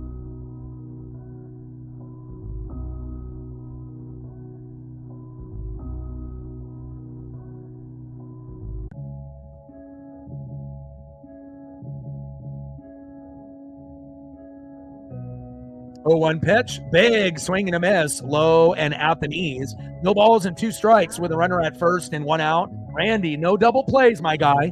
Okay, you're due for a single, double, a home run. I'm not sure if you're going to get a home run here on Isert, but again, even if he can end up getting a single or a double, just don't hit into the double play and try not to strike out, even though it's kind of Randy's tendency, to do so, looking or swinging. But let's see if he can grind out this at bat. 0 for 3 with the run and a base on ball. Come on, Randy. 0-2 pitch, low and away with the changeup, 85 miles an hour. 1 ball and 2 strikes with a runner at first, Cole Young, with 1 out. 8-5 Mariner lead, and we feel pretty confident right now. But again, we would like to be able to add on a little more if we can. And in the pen, we have 2 guys, one that's elite, Andres Munoz, and one that's garbage, Carlos Vargas. Hopefully we go for the latter. 1-2 pitch. And Young steals second. There we go. Jordan in the building. What's good, man? How are the Reds doing lately? How's Ellie De La Cruz? It's always good to be able to have people come through that are actual fans of teams. Not to say that, you get people that are only just doing, parlays and whatnot, but it's always nice, to be able to have people that you can vibe with that actually truly care about the players and the team and have for quite some time. How are you doing, Jordan? 2-2 pitch. High and away. Count now is full. 3 balls and 2 strikes with the runner at second and 1 out. 8-5 Mariner lead. We just got 21,300 subs. We needed 21 today, and we got all 21, which is pretty amazing. We've been averaging about 5 to 15 a day, and today we got even that above and beyond. 3-2 pitch, and big swing and a miss by a Rosarina, who has that tendency from time to time, 2 away. Unfortunately, Randy could not get off the schneid today, but that means that tomorrow he may be able to do so. Next up for the Mariners, 1 for 3 with 2 runs, 2 RBIs, and a base on ball. Big dumper, Cal Raleigh. First pitch from Cal, high and away. Big swing and a miss. 0-1 count.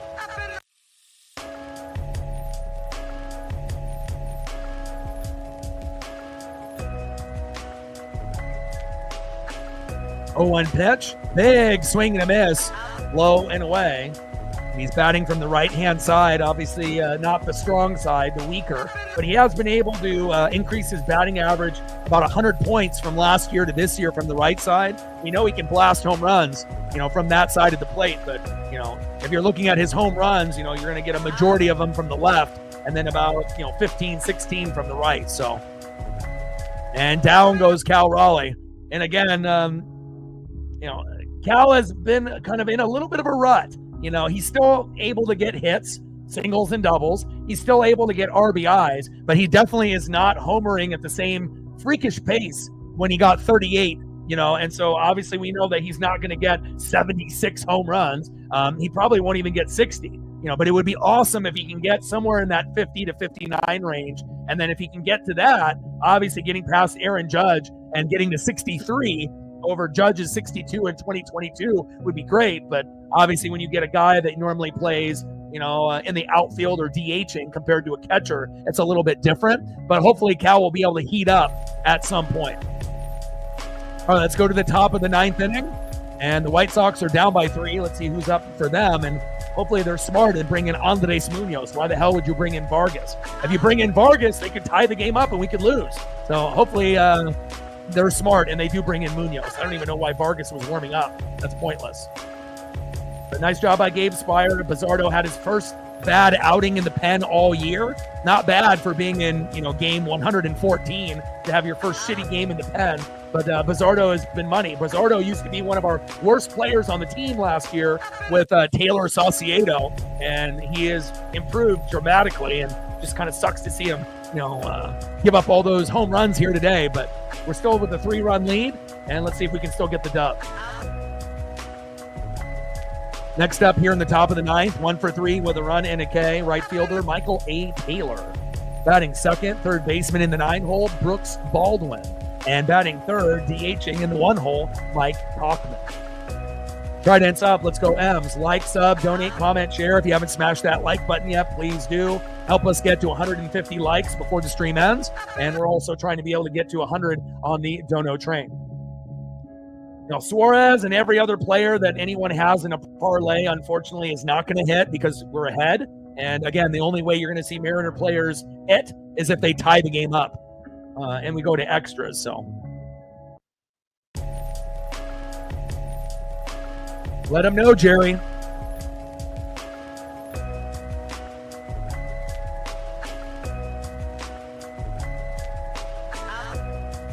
Nice. Good luck, my guy. First pitch from Andres Munoz to Michael Taylor. Fouls it off right down the middle. 0-1 count.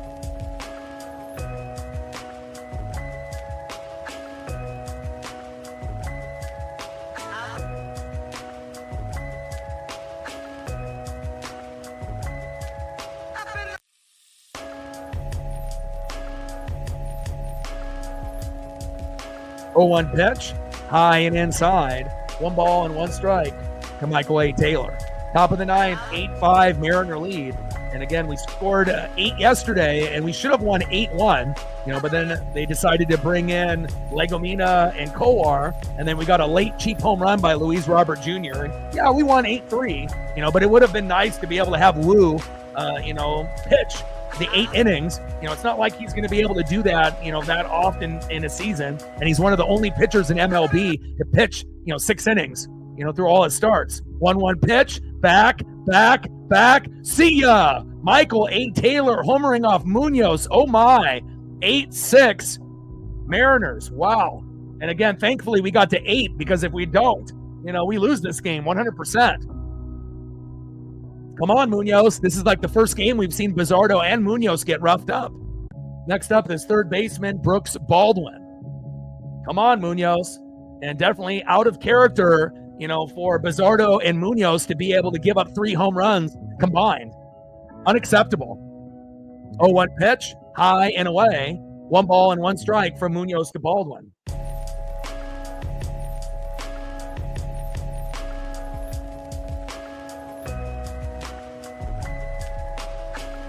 One pitch, high and away.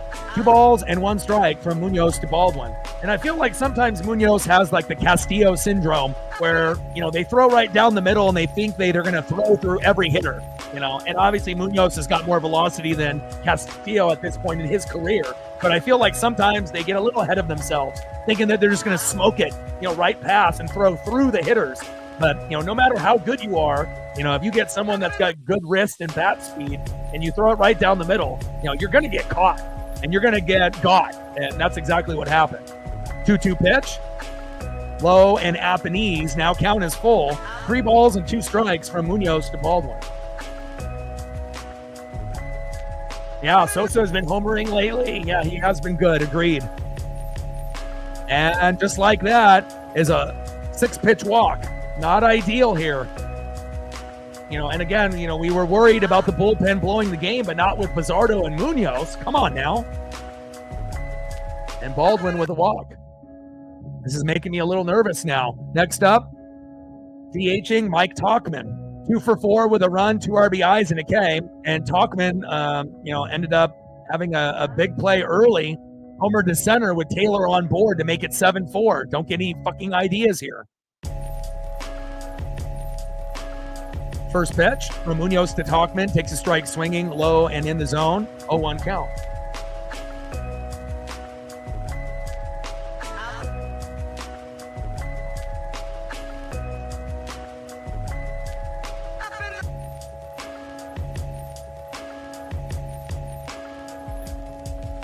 Top of the 9th, 8-6 Mariner lead.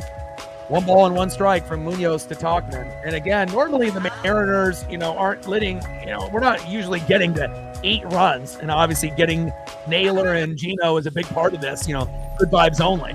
But hopefully we'll find a way to hang on here. 1-1 pitch, fouled off right down the middle. 1 ball and 2 strikes from Munoz to Tauchman. But again, like we were mentioning at the beginning of the broadcast, this is the team that has had one of the best records since the All-Star break, even though they have a bad record. And they have been averaging about 6 runs a game. You look at the scoreboard, and they couldn't get there yesterday, but they got there today. 1-2 pitch, high and away. 2 balls and 2 strikes from Munoz to Tauchman. And this is not the good Munoz. When Munoz is good, he's getting a lot of 0-2 counts, and he's getting strikeouts, at least on one of the first 2 guys. When you end up giving up a home run, a walk, or a base hit, this could end up being a nightmare if we're not careful here. 2-2 pitch, fouled off, high and inside. 2 balls and 2 strikes from Munoz to Tauchman.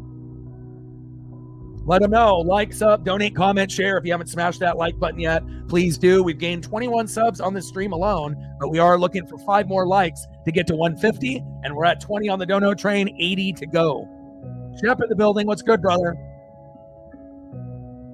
2-2 pitch, high and away.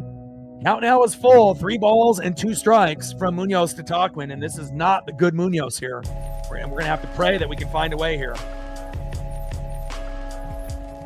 How are you doing, Shep? And I appreciate all the regulars and the OGs helping all day out, as lead mod, to be able to help get the likes and the subs and the views and the donos up. It's a team effort. 3-2 pitch. Low and away, fouled off. by Talkman. Count still is full. 3 balls, 2 strikes with a runner at first. And we got no outs. Not ideal here. And again, we haven't seen Bizzardo and Munoz fail in a game all season. Bizzardo gave up back-to-back home runs, 2-run jack and a solo jack, and Mooney gave up a solo dinger, and hopefully we'll find a way to hang on, but it's not looking good. 3-2 pitch, and another walk. What the fuck is going on here? And see, that's what happens when you don't end up playing certain guys. You know, you got to be able to make sure you're playing, you know, the Brashes and the Bizzardos and the Spires and the Munozes, you know, instead of just like trying to save them for future games. Because then if you end up being down, they don't get in. And then you end up having results like this where they're off if they haven't pitched in a while. Holy hell, and they got Lennon Sosa up. And this is the last guy in the lineup that we would want to see on deck, Andrew Benintendi. And again, this game could be over with one swing. And again, they got runners at first and second with no outs. It's going to take a miracle for us to be able to hang on here in the ninth. Because realistically, they're probably going to score a minimum of 1, and they're going to have a good chance to score 2 or 3. I mean, unless we can end up getting a punch out and a double play or a double play and a punch out, but Mooney is not good tonight. And Woodworth, I don't know if there's anything that you can say, you know, to be able to get him on pace, but oh, fuck, man. All right, that sounds good, brother. And they got Jokes running for Talkman, and we've gained a couple more subs. Appreciate that. 25 subs gained just in the stream alone. 98 to go to get to 21,400. Shout out to all the new subs on the channel. First pitch from Munoz to Sosa. Takes a strike looking. Thank God. 0-1 count. Top of the ninth, 8-6 Mariner lead, but they have runners at first and second and no out. And this is not good. Mooney already gave up a home run. Settle in. And this is probably one of the hottest hitters on the team right now. Not a very well-known name, Lennon Sosa. 0-1 pitch, low and away.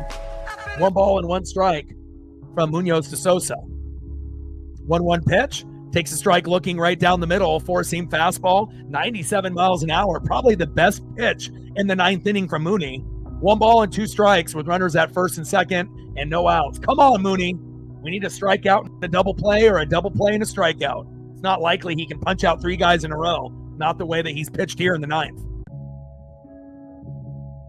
And I don't know if we're going to get any calls on the corner. He's been pretty wild. Come on, Mariners. Hang on. We won 3 out of 4 against the Rangers. We got to find a way here. 1-2 pitch. Big swing and a miss by Lennon Sosa. Thank God. With 1 swing, this could have been game over. And luckily, we get Sosa out. Holy hell. 1 away. Nice job, Mooney. 2 more outs to go here. Next up, the former Red Sox left fielder Andrew Benintendi. Got to be real careful on how you pitch to Benintendi. He may be a little bit older, but that still doesn't mean he can't get the job done. 1 for 4 with an RBI, but again, Benintendi is one of those guys who can get a single, a double, or an unexpected 3-run blast, you know, on any given moment.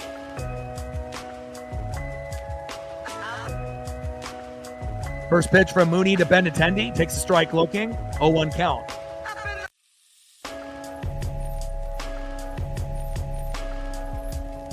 Gained 2 more subs.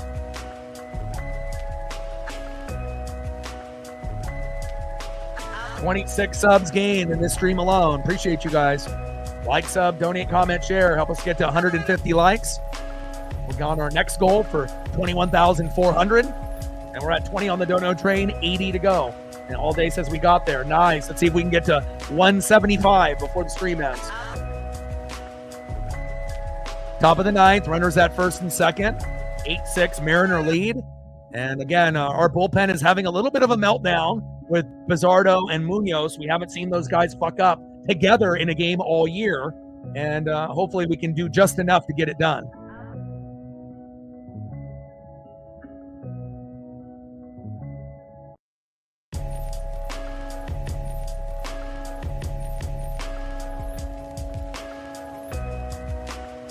One pitch, and Benintendi lines out to left. Thank God. 2 away. Oh my. Here we go. And their most popular player, who hit a cheap home run late last night on Jackson Kowar, don't get any fucking ideas here, Luis Robert Jr. Top of the ninth, runners at first and second and 2 outs, 8-6 Mariners. And again, you got to be very creative on the way that you pitch Luis Robert Jr. here. But now it feels like Mooney has gained a little bit of momentum, and hopefully we can close the door here. 2 more subs. We've gained almost 30 on the stream alone. Shout out to all the new subs that we've acquired, all 30 of them here. First pitch in play. Luis Robert Jr., fielder's choice. And that is out number 3. Thank God Luis Robert Jr. got the yips and decided to get a little greedy there, and we win. Wow. That was definitely nerve-wracking. And again, I think if Luis Robert Jr. would have worked the count and got it to like 5 or 6 pitches, they could have tied the game up or possibly would have won. So we still would have had an opportunity in the 9th to match, but thankfully we don't have to worry about that. And even though Munoz was a little shaky, he got the job done there late. George Kirby gets the win, and Mooney ends up getting his 25th save of the year. Nice job.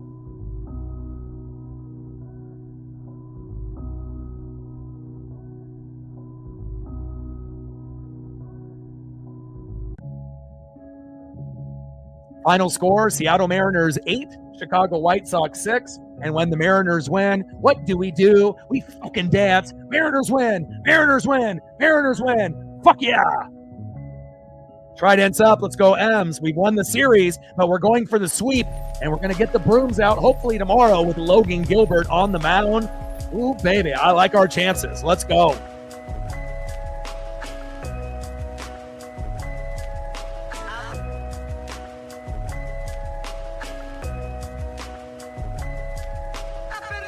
Let's go, baby. And again, if we don't have Josh Naylor and Eugenio Suarez, this doesn't fucking happen. Again, it's like we have a whole new vibe, with the team. It's like we were a good team, that we thought we would, either win the division or get the wild card, behind the Astros. But when adding Naylor, adding Gino, and Victor Robles going to be coming back in a couple weeks, we're going to end up having one of the best teams, not only in the American League, but overall.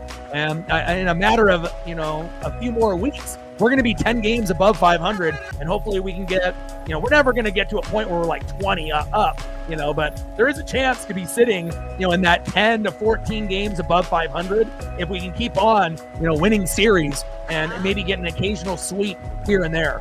Trident's up. Let's go M's. Great victory here for Seattle.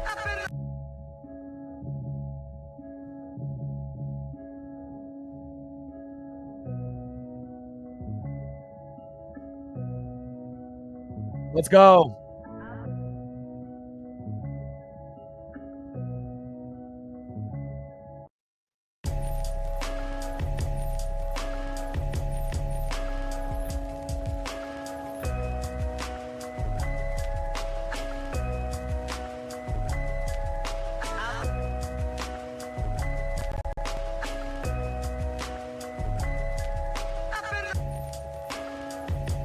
All right, appreciate every single person that has liked, subbed, donated, commented, shared. Almost 30 subs on this stream alone. We're already on the next goal all day. Always doing a great job, as well as the regulars, just trying to be able to chip in to get these other individuals to hit that like button. Everything for the metrics.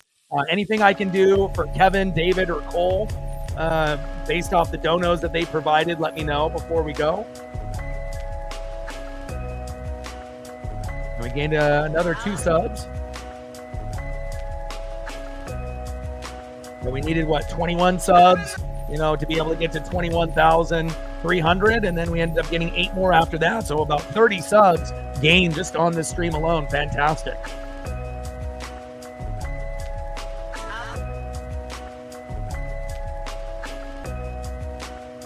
And then tomorrow's game, I believe, is early at 1:10 Pacific.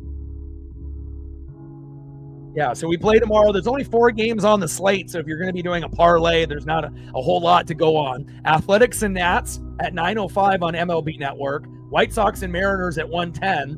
And then you got Reds Pirates at 3:40. And then Marlins Braves. And that's it. So, again, we will be live tomorrow early in the afternoon, 1:10 Pacific. Come through and hang out with your boy. And we got Smith versus Gilbert. And let's see. With Shane Smith, He's 3-7 with a 4.25 ERA. Logan Gilbert 3-4 with a 3.45 ERA. But we should have about a 70% chance to win that. And they may end up putting up 5 or 6 runs, but hopefully we can find a way to do the same. So, well, I love you guys and I appreciate you guys very much. And that's for damn sure. We are definitely coming for the Stros. Love you guys and I appreciate you very, very much all day. Great job as usual. And are you going to be able to be available tomorrow early in the afternoon? I hope you'll be able to make it so that way we can continue this grind that we're on. And again, great job by Seattle finding a way to get it done, even though the White Sox, you got to give them credit. You know, again, they have one of the best records after the All-Star break. They've been averaging about 6 runs a game. They didn't get it yesterday, but they got it today. And I really feel blessed when I have people that I can count on like you all day. So again, love you guys and I appreciate you guys very, very much. Temper expectations with the Seahawks, obviously coming up in the NFL 2025 season. And again, definitely excited for not only the MLB, but for the NFL and college football that'll be coming up here shortly. Love you guys and I appreciate you guys very, very much. Final score, Seattle Mariners 8, Chicago White Sox 6. And I got one question for you. Who you know talk sports like us? Your boy Ryan, Northwest Sports Fanatics, and I'm out. Tridents up, go M's.